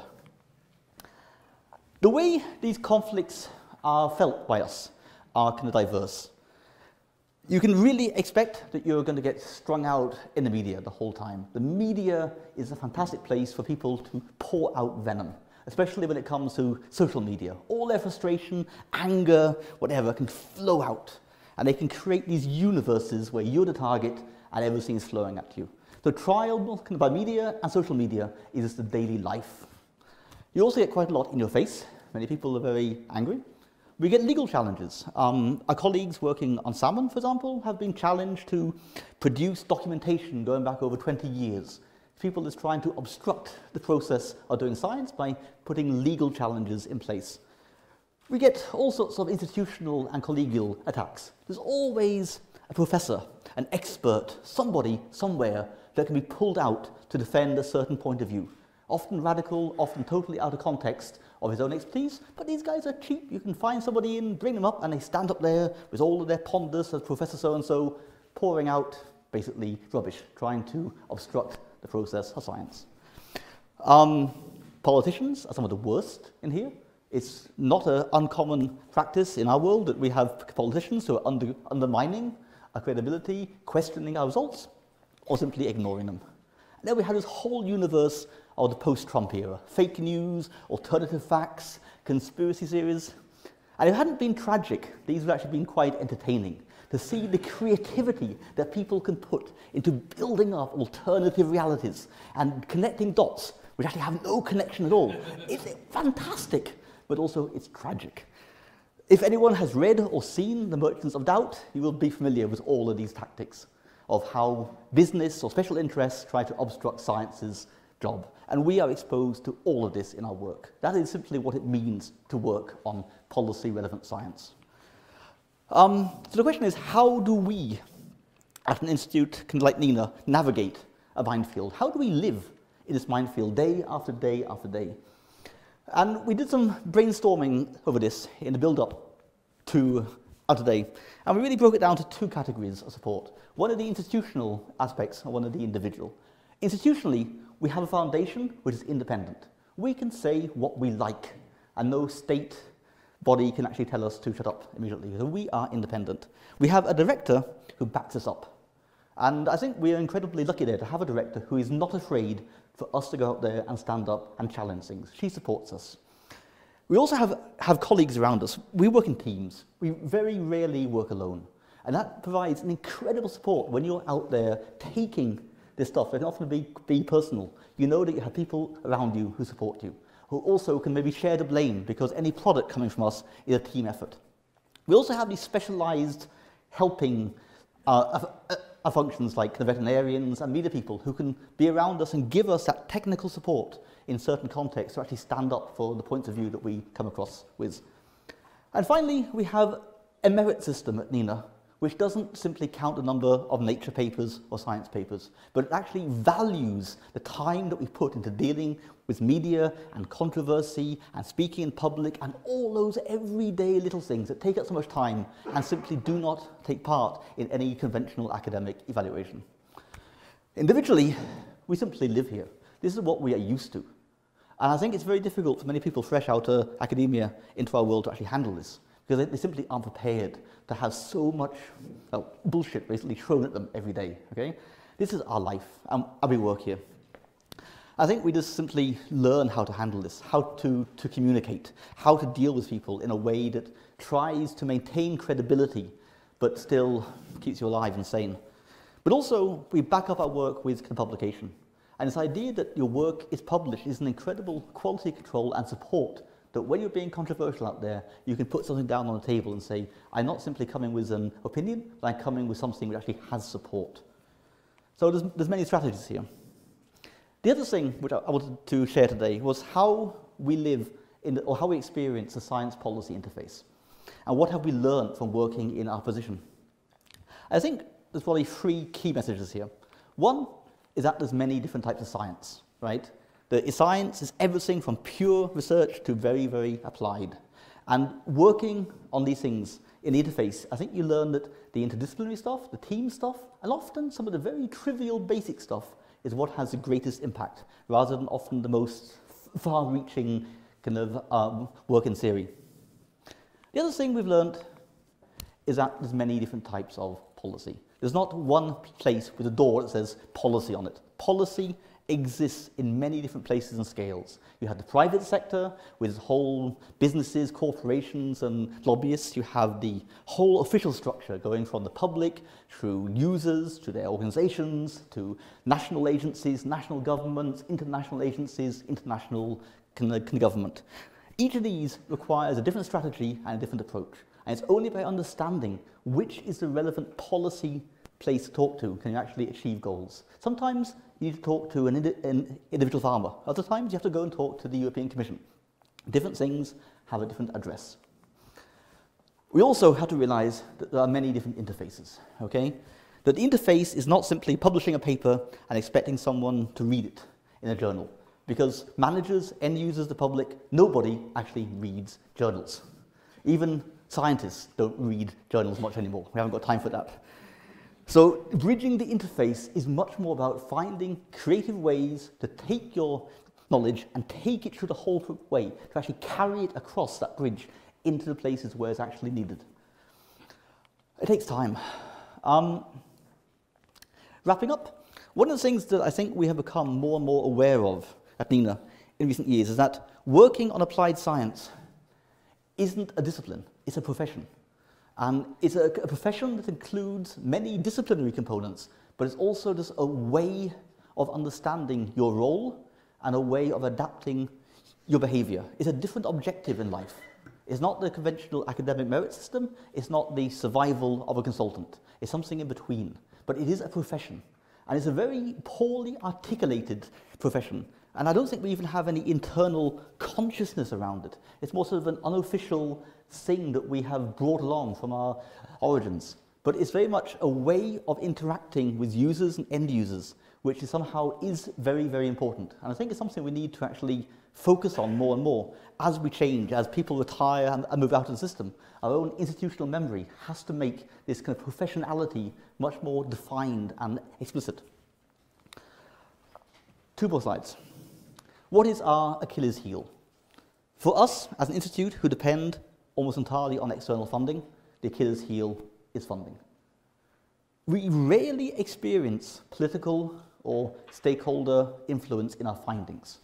So largely we are free to come to the conclusions that our data gives us, which is a good thing, because it's not always that way in science. But what we don't have is control over our funding. So the system can define the questions that we work on. And if the system does not want us to work on certain questions, it simply doesn't fund us. And all our funding, well, not all, but most of our funding is ultimately public, coming from different sectors and different pathways, but it's largely public funding under the control of politicians. And this is how they're able to control us, is by simply focusing us away from the questions that they don't want us to actually work with. So this is also much the reality of working in our sector. Academia maybe has some more freedom of funding, but we certainly are very much victims of the funding cycles. The final thing is, where is the weakest link in the science policy interface? And I think that we have got very good at dealing with the public and end users on the ground and technical agencies. But the real weakest link is when it comes into the highest level on that kind of policy hierarchy, the politicians. And here, I don't think any of us have not had a day when we have not been frustrated at the behavior and decisions that the politicians make. They're served up with science, they're given the policy options, they're given face-saving trade-offs which can get them out of their sticky situation. And somehow, like lemmings, they jump off the cliff into a controversial mess, blind to everything apart from, well, I'm not sure, I don't understand them. But they seem to have this great skill to get themselves into trouble without any scientific backing and survive. And this is really where we have to understand more. How does politics work? And this is like, as Bob says, you know, we don't really understand this, okay? But also, it's quite important, I think, here to point out that sometimes our frustration at this field causes tensions between our professional integrity and our personal integrity, because all of us go into this world because we actually want to make the world a better place, okay? None of us are neutral to the outcome for biodiversity. We care, right? We do our job because we care. At the same time, we're having to be professionals working in a very controversial field that requires a certain way of behaving. So probably the biggest challenge that most of us have is how do we balance and reconcile these tensions which appear between the professional integrity and the personal integrity. And this is no answer, right? This is just sort of an observation from a lifetime of working out there in that crossfire, in that minefield of policy relevant science. So that was it. Just a little kind of an input from the ground, how it is to be out there. So thank you.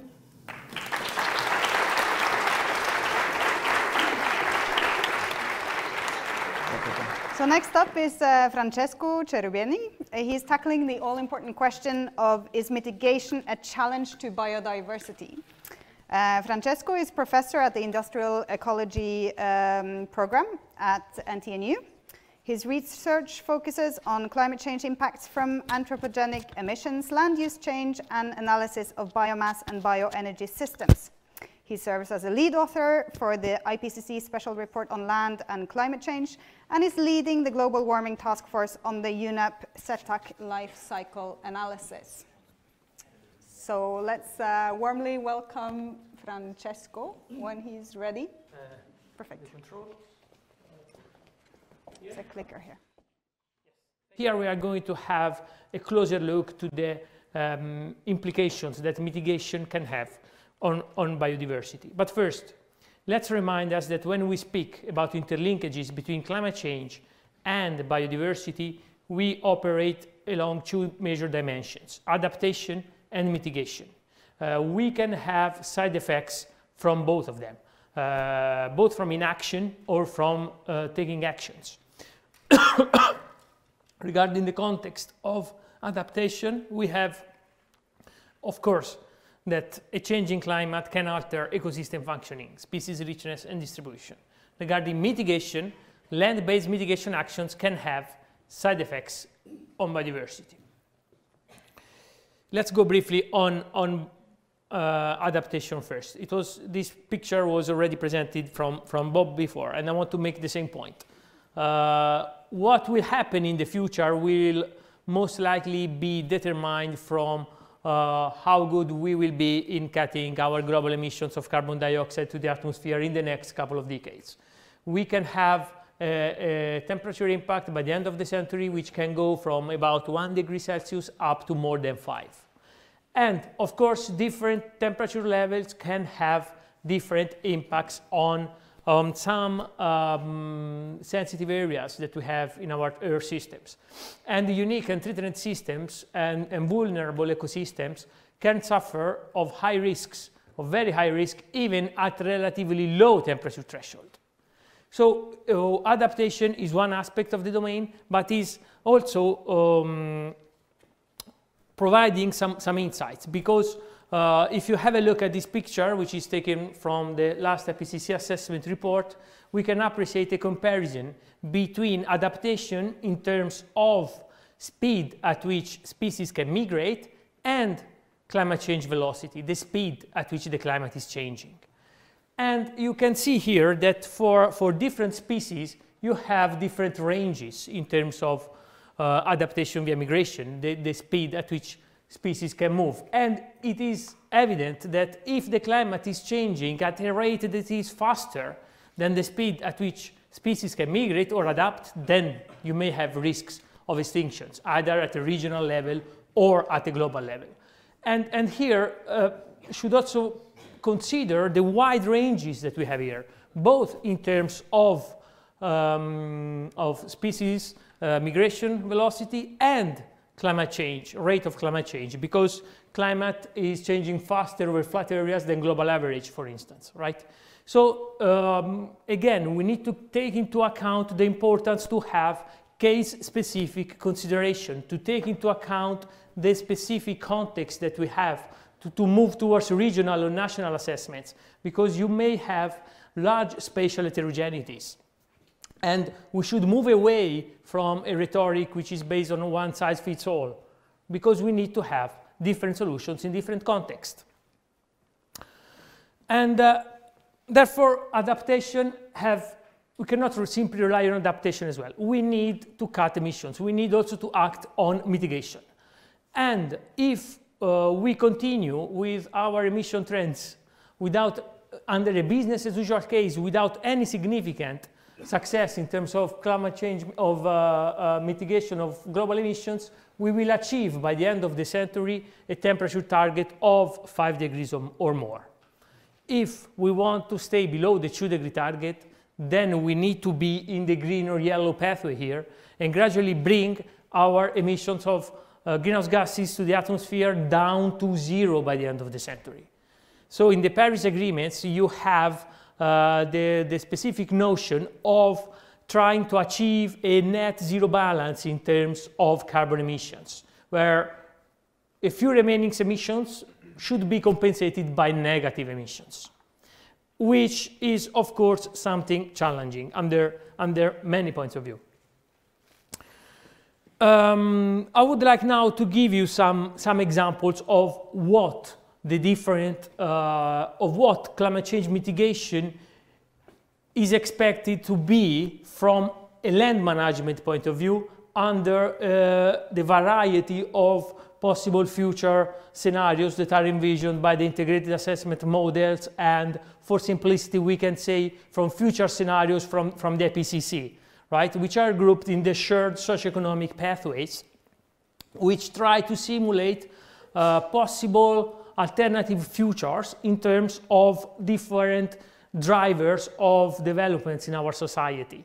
For instance, population, economic growth, dietary regimes, technological developments, land use regulations, and you have a variety of scenarios that you go from SSP1, which is the sustainability pathways. It's the green transition, very successful, very optimistic scenarios, down to SSP5, which on the other hand is a world where we continue to have a massive development of fossil fuels, with many challenges to implement climate change mitigation, with different scenarios here in between. And if you see the projections coming out from those scenarios and you compare the baseline land use dynamics with the land use dynamics which are compatible with the 2-degree target, you immediately see the major differences. You have, in particular here, you have the tremendous increase which is expected in energy crops, in the amount of land that is used for production of bioenergy crops. Bioenergy is key in any climate change mitigation scenarios. If we want to achieve low temperature targets, we need to increase the amount of products, materials, energy that we produce from the land. And of course, we are, and it's quite substantial, because if you want to have some numbers, we go from 120 million hectares in SSP1 up to 1,500 million hectares in SSP4. And of course, we have limited land resources. We have a lot of demands from our land.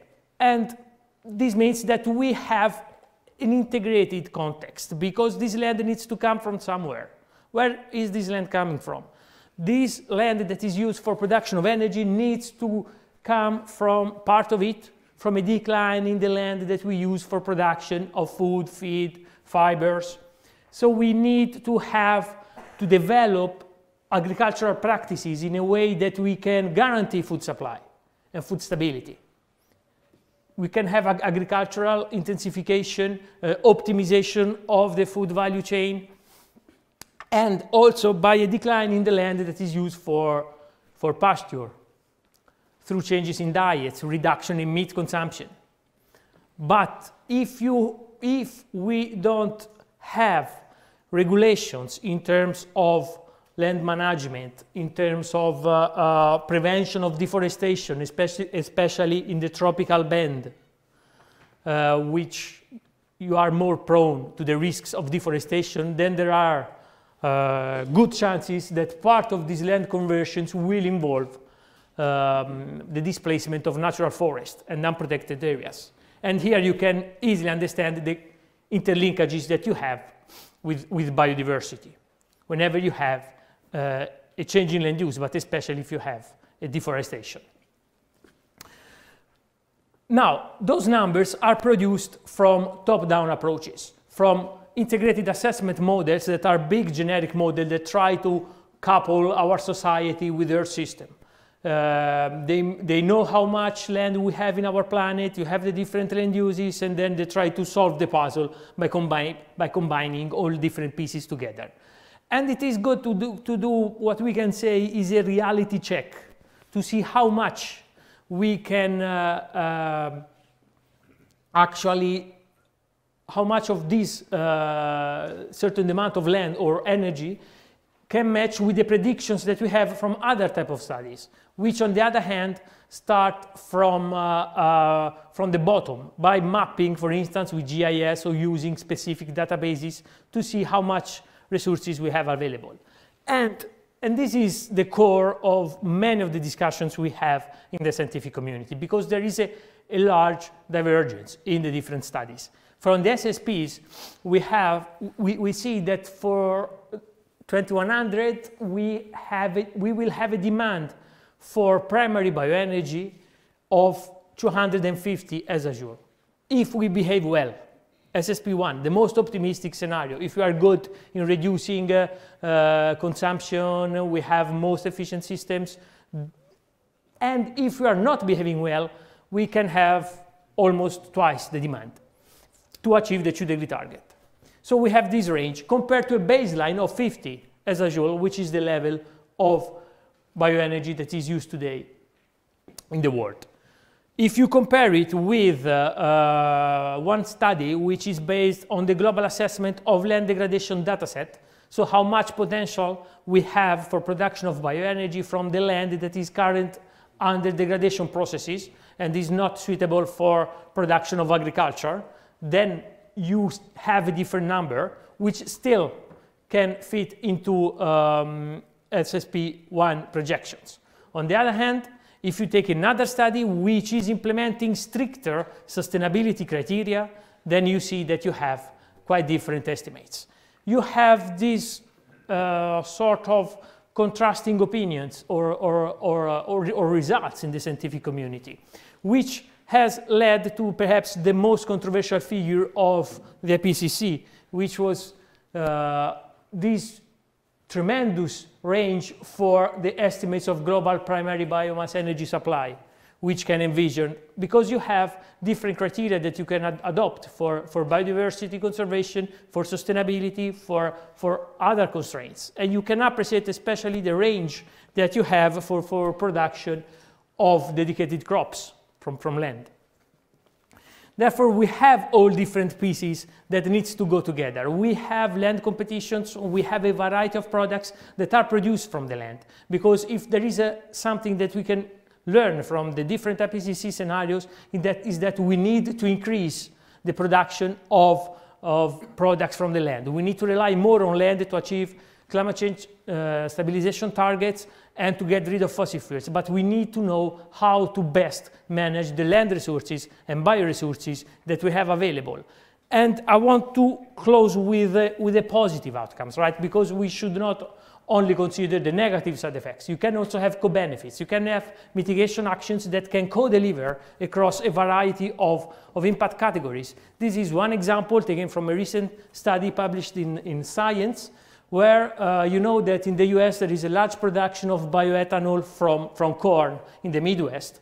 If you replace some of this cornfield with switchgrass, which is a perennial grass, which can also use for production of bioethanol, then you see that you can increase a lot of indicators for biodiversity, for different species compared to maize or corn fields. And you are at an intermediate level with respect to natural prairie grasses. So we are moving towards the recovery of this land. So there are the opportunities to identify co-benefits and options that can co-deliver under different indicators.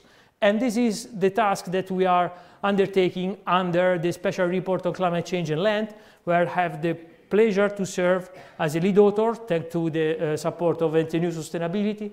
And we have here the challenge, and you can understand the challenge if you see the title of this report, right? It's 3 lines here. Special report, climate change on desertification, land degradation, sustainable land management, food security, greenhouse gas fluxes in terrestrial ecosystems. So the challenge is to understand how the different climate change mitigation options can co-deliver across the variety of those. The report will be published in September 2019, and it's, I think, one of the first in which we can have a sort of IPCC point of view on land use management, which was a bit set aside from previous report. That's it for my presentation, and I thank you for your attention. Bernt Erik Sæther is the director of the Center for Biodiversity Dynamics, also known as the CBD, which is to digress a popular abbreviation. Anyways, the Center for Biodiversity Dynamics is located at NTNU and is a Norwegian center of excellence. The principal research aim of the center is to predict how changes in the environment will affect biological diversity of genes, species, and communities. Sæther is also a member of the steering board for the division Energy, Resources and Environment in the Research Council of Norway. Bernt Erik, whenever you're ready. What I will do here is that I will show that there are some fundamental questions that we are lacking understanding of. And I think that will be extremely important in order to concretize the biodiversity actions that are needed to be taken in order for things to change. And of course, when you are the last speaker before the discussion, you are allowed to provoke a little bit, and I will do that. The first premise of my talk is that humans are part of nature. This is, of course, self-evidence, at least in a country like Norway. But what you see here is that biodiversity, of course, it determines ecosystem functions, it determines ecosystem services. And you don't need to publish in Nature in order to show that that is true. And that will, of course, be affected by global change. One of the big things, I think, has been the reason for why IPCC has had such an influence is that they have been able to concretize, they have been able to give some practical consequences of what will happen in the future. So what I'm going to say is that management relevant biodiversity research must include a human perspective. And what does that mean?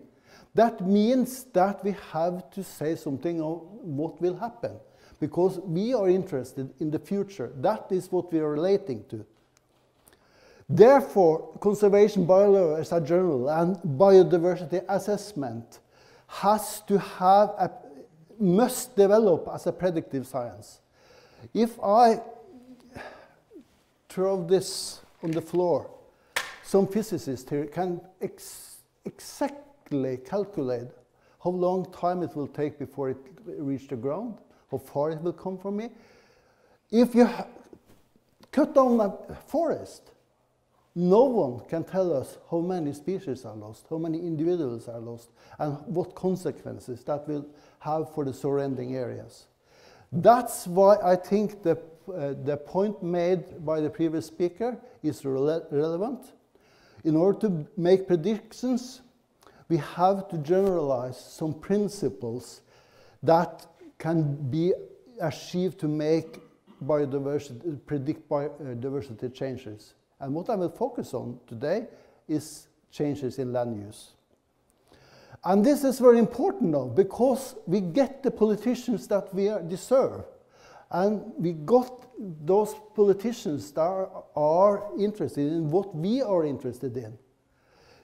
What we see now, at least in Europe, also in the US, is that the loss of biodiversity are getting public concern. What we really need is to address that concern into practical action, political actions. And in order to do that, it is my view from the academy, from the ivory tower, that you really need to give prediction of what will actually happen, and hopefully, not hopefully, but hopefully some of these predictions will harm and make political actions. So let's say now, be more concrete. Bovim was saying that he has had a talk with the leader of the opposition party today, and he got some very interesting questions. Let's say that he or our prime minister or maybe the king would give him the plead which action to take to let us be the first generation to live the natural environment in a better state than we inherited. He could have then found some of us that do research in that. Could we have answered? No. Not that chance. Because the thing we could have told him, we know that species losses causes dramatic changes of ecosystem properties. We know that there is a species loss that is far beyond that we can expect as some sort of natural background rate. For instance, in Norway, we even don't know this background rate. But we know that something is happening. We can present graphs like this. We can present that species that are threatened increases dramatically, and it increases dramatically in particular in these days.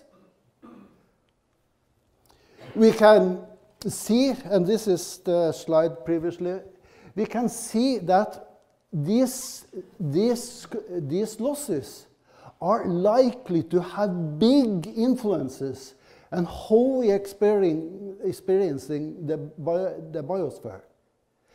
Everything that we expect seems to hold, except that there are some few points that are not fulfilled yet, but things are going in a way that we are expected. We know that these effects are caused by the 5 evils in some another wrapping. Fragmentation, pollution, forward-hasting, climate change, alien. That I could have answered, Bovim. That I could have said. A lot of you could have said the same. But what is the most important thing? That is habitat fragmentation, in my view. And we know that habitat loss is generally considered as the most important of those threats. We know that. I think what we really then need, and a lot of meta-analysis like this have shown that if you do something with the landscape structure, we get 3 major problems of that. It's reduced area size, increased isolation, increased edge effect, affecting the loss of biodiversity. So I think, and what scientific progress is dependent on, is that you get a concerted action on some specific problems that catch attention in the scientific community. And what I urge here now is that if we are going to make progress, if we are going to make these big groundbreaking results and step ahead, we have to focus on the consequences of land losses and habitat degradation. So what I think we have to do is that we have to make space for nature. And if I could have answered Bovim, if I got this plead, I have had to answer how should the area be structured in order to reduce area loss, species losses. That doesn't solve the problem. It doesn't solve the problem at all. But it is a way, it gives some practical goals, it gives us some practical road ahead. It gives some targeted goals. And we can relate it to some general ecological theory. There are so few general principles in ecology. It's a nightmare that is like that. And that, I don't say that it says something about ecologists, because they must be out there, but we haven't identified them yet. But one of those few that are there are these increase in number of species that increase at a logarithmic scale approximately linearly with area. So that is a fundamental relationship that can be used as an outset to understand how things is going to change if area losses occur. But the problem is that if you're going to say something about the future, we have to say something of how this will affect the dynamics. And we cannot do that because we simply don't know which factors really affecting the form of these relationships. So what does that mean? That means that I cannot answer bovine. I cannot answer a forest owner saying how much area can I get timber from without reducing the biodiversity to a certain fraction. I cannot answer a farmer. I cannot answer a guy that wants to build a big road through an area. I cannot answer a property developer that wants to build houses. I cannot answer. That's a big challenge. So why can't I answer? So what does the whole problem boils down to? It, of course, boils down to some sort of... So that's... There's the key figure has disappeared. The key figure is that there is a non-linear increase in the number of species with area that we know. So if you cut at an area, destroy it, then the number of species doesn't decrease linearly. So the form of this species area curves, we really need to know the form of in order to give prediction about the consequences of the land use change. Then, when we have this, we can say that this will happen. Then we can ask other questions. We can then identify which landscape scale processes that drives these changes. We can then understand the societal drivers and the policy making that is necessary to change these changes in the habitat configuration and the landscape structure. Then we can predict how this will change if this happens under global change, because then we get the cocktail effect among different drivers. Then we can, of course, start to develop ecosystem metrics that will be most appropriate to track these changes. Then we can start to answer the plea. And we can do things like that. We can making space for nature. We can try different optimal design of the landscape structure. We can, but in order to do this, there is a tremendous need for two things. We need to secure temporal data. We see, as you were saying earlier today, we get an accumulation of spatial data all over the world. The problem is that many of those time series that can really be used to say something about changes are disappearing because it's so difficult getting funding for those.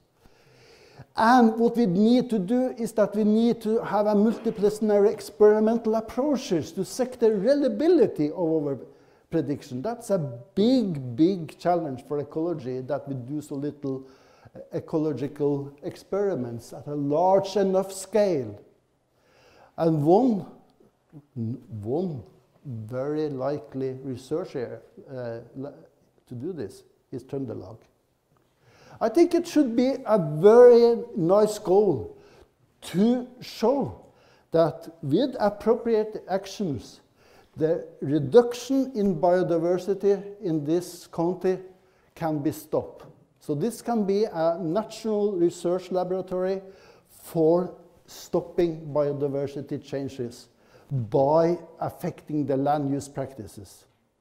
And in order to address that kind of processes, this kind of questions, we did much larger research group that has a formalized collaboration, like a center. Thank you very much.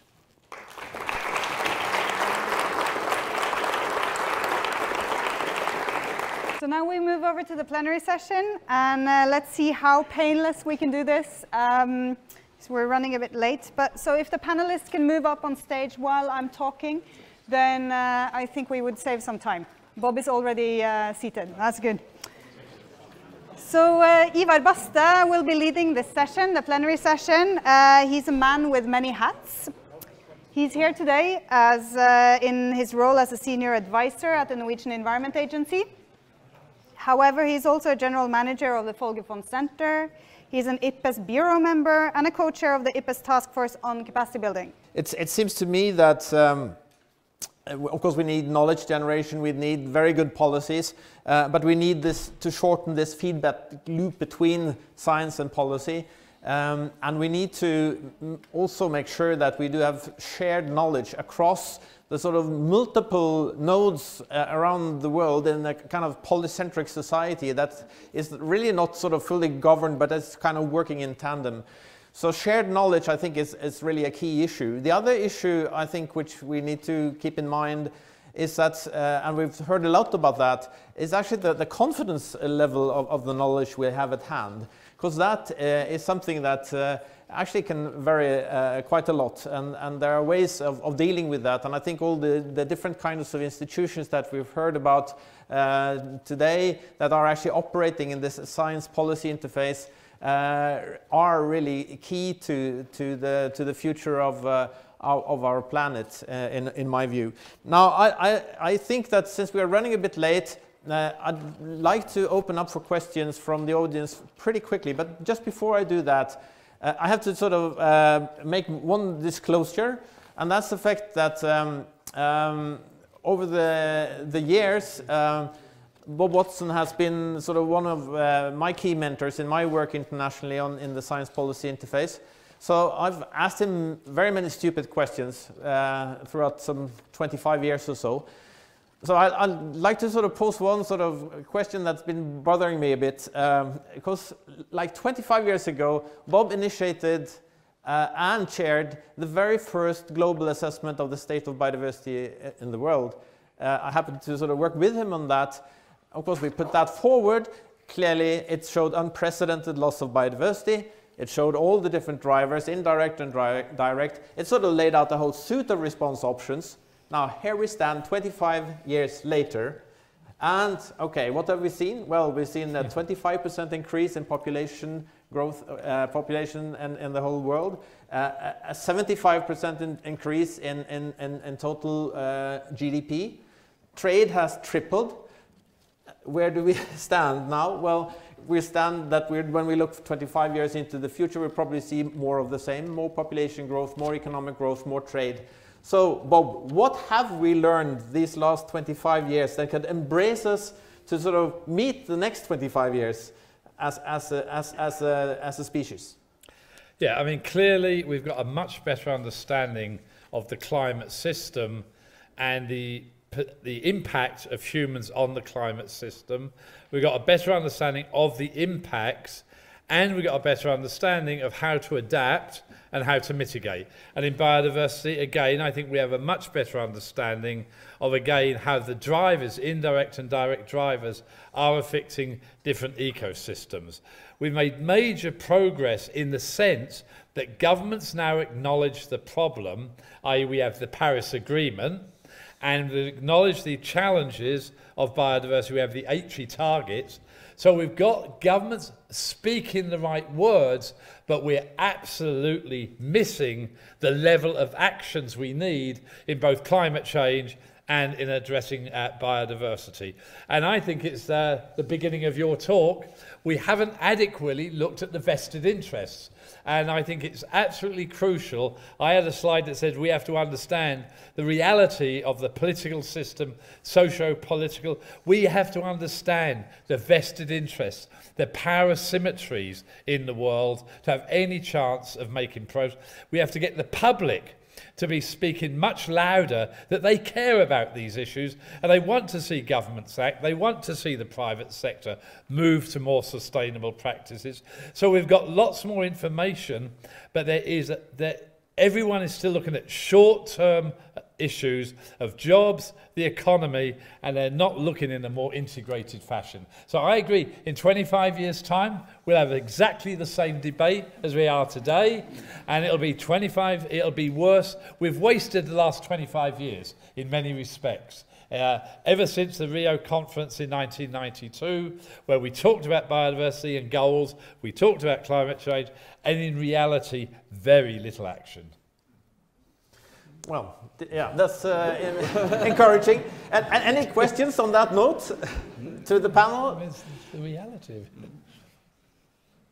Yes, please. You talk about the confidence in the research, the understanding, and have you had any success in communicating that to policymakers?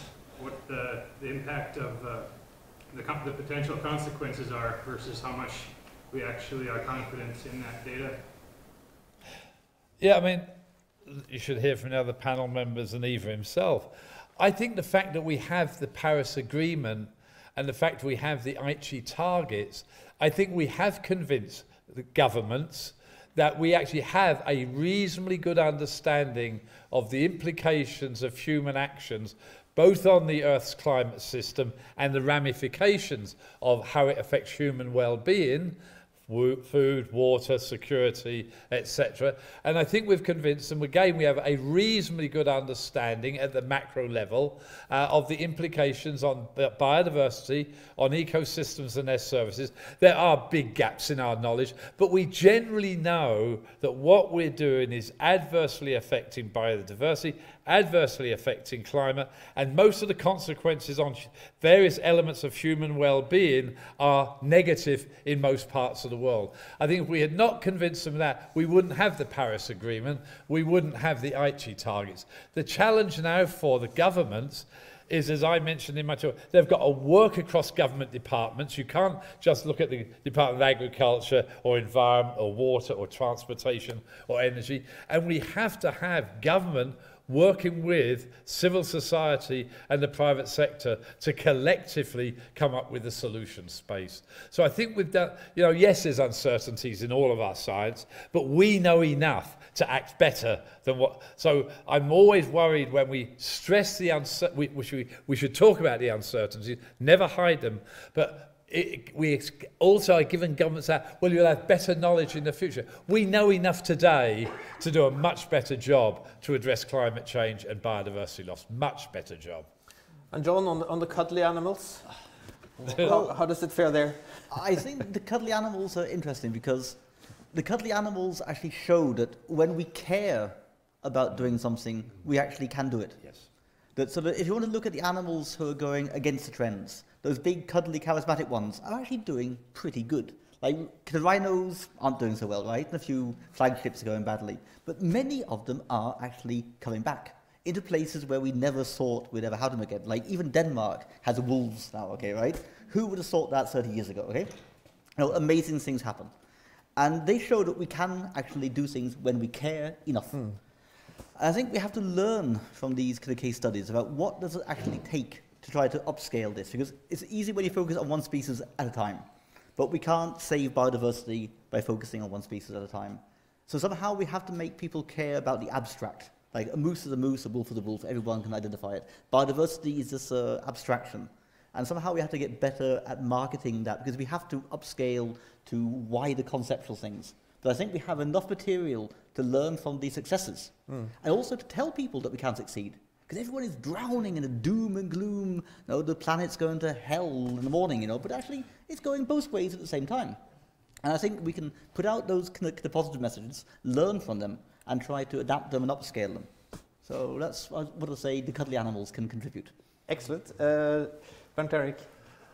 I think what we really have learned now is how things work much better during the past 25 years. But the big difference, what I feel, is that we now see much more public concern about what's really going on. And we see it in Central Europe. People are concerned about food production. You see that the last oak forest, they are really concerned about what's happening with them. And I'm not sure about this, but I'm thinking if you have, for instance, in UK, if you have counted the memberships of Royal Society for Protection of Birds, Bird Ornithology Union, and this, and compare it with the number of people that are part of a supporter club for a premiership team, I think that number is much larger. I don't know, but I can think about it. So I think this, and therefore I think it's so important to have these short-term positive goals, not that this is something negative going on all the time, it goes to hell. I think we have to give some sort more at a local scale. We want to save something in our neighborhood. Excellent. A question up there? Yeah, thank you. I just want to put a little bit provocative question, because I think that we have had so much focus on climate change for the past 20 years, so I feel a little bit that that has been on the cost of habitat loss. I would like to hear about, what your opinions are about that. And then I also wonder a little bit if we biologists should be a little bit more concerned about population growth. We don't talk very much about that, and I think that is very much missing, because the more people, the more effect. There's no question the world, both the scientific community, because that's where much of the funding has come, and the political community has focused much more on climate change than it has on the loss of biodiversity, big issues in the ocean, land degradation. And I think so the focus on climate in some respects has come at a cost of focusing on biodiversity. I don't think there's any question whatsoever about that. And I even sort of say a person that I used to work with very closely, Al Gore, who did a brilliant job as a politician of trying to get the message across to the public and to politicians that climate change was important. I just could not get him to talk about biodiversity and the interaction. So he was really comfortable talking about climate change, not comfortable talking about biodiversity. There was ministers also in the British government felt really comfortable on climate change, not comfortable. And so there is an issue there. Also, we've not done a good enough job, well, I think we're getting better, to show how biodiversity and ecosystems and their services truly underpin human well-being through food production, clean water. It's got social cohesion dimension, it's got security dimensions. And so we've got to more and more show how climate change and biodiversity themselves interact, and how collectively they interact with what the average person in the street truly cares about. You mentioned population. I mean, all of the big models, whether they're biodiversity models or whether they're climate models, do bring in the indirect drivers, of which one of the 5 big indirect drivers is demographic change. Total number of people, do they live in urban regions, rural, family size, etc., etc. Where there's been a nervousness and sometimes inappropriate discussion is some people say the whole problem is population growth, and then it makes it sound like it's the fault of developing countries. No, the fault is consumption patterns of all of us. The consumption pattern of an average American versus an average Indian is 10-to-1 on energy, not on food, but it's probably 5-to-1 on food. So what we have to talk about is what drives demand for resources, and it is obviously the combination, as Eva actually said, of population and obviously of ability to purchase. And so yes, we should focus on population, but in the context of the ability to purchase, and therefore we have to recognize the equity ethical issues of what should an average person be able to consume. And so yes, China's emissions have now exceeded significantly the US. On a per capita basis, they're still only a quarter. The per capita emissions in India are 1/10 to 1/20 of an American. So I think population's an important issue. There is no question the less people we have on the planet, the more chance of being sustainable. But we also have to look at how we produce goods, how we consume goods, etc. So it should be part of the dialogue, but I think we have to do it carefully and constructively without it sounding like we're just blaming now developing countries whose population is growing faster than developed countries. John? Yeah. No, I think the question on climate versus kind of biodiversity is quite interesting because, and here I'm just kind of speculating, okay? But climate is a great political fudge because it's such a large-scale thing that you can grandstand about it, you can talk about it, you can pledge to it, but it's so big and diffuse and over there, and you can point your finger to the rainforest or to a coal plant somewhere else, that you can just really kind of fudge it, okay? But biodiversity is here and now. So if you're going to do something about your biodiversity, you've got to tell your farmers, your foresters, your people to stop doing something or change something. And that is very close to that is your voters. It's not these abstractions in Brazil or Poland or somewhere else. It's people at home. And that's where politicians really feel uncomfortable because it actually has a consequence. And I think they simply lack the will and strength to actually stand up to their own voters and actually make unpopular decisions. So that's a speculation here, okay, right? But I do agree that climate and these big abstractions have taken the focus away from biodiversity. Environment has become chemistry, right? And the species have fallen out a long time ago. And I think the public also fall off because the public care about species. They like little birds and cuddly animals and butterflies. They don't care about kind of molecules.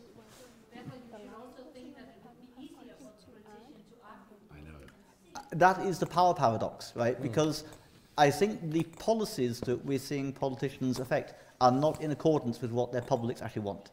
And this is back to the whole question of who actually has the power. Because I think the publics actually care. They are motivated and they care. Okay, maybe they don't always want to make the changes when it comes to them, but they do care. But the policies are somehow mismatching with what the public want. And this is where the whole thing comes down to special interests. Who is benefiting from unsustainable practices? That's the real question, I think.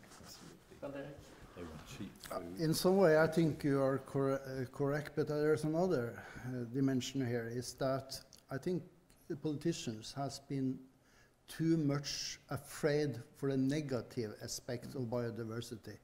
I think that whether there is knowledge or scareness of really focusing on the positive aspects of the biodiversity, but I think there are at least in some areas are really changing these days, because I think much more people now see biodiversity as an asset than they did previously.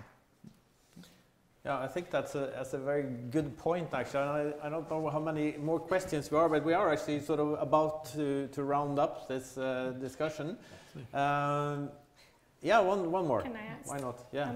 I guess what I have to say is maybe less than popular, but it's growing in popularity in my country, which is the United States. Less than functional right now. But I feel like there's a lot of young people here, and maybe they're not really interested in this, but I feel like, how important do you think it is that students who are maybe doing their master's in a scientific discipline decide to go into politics? How important is it?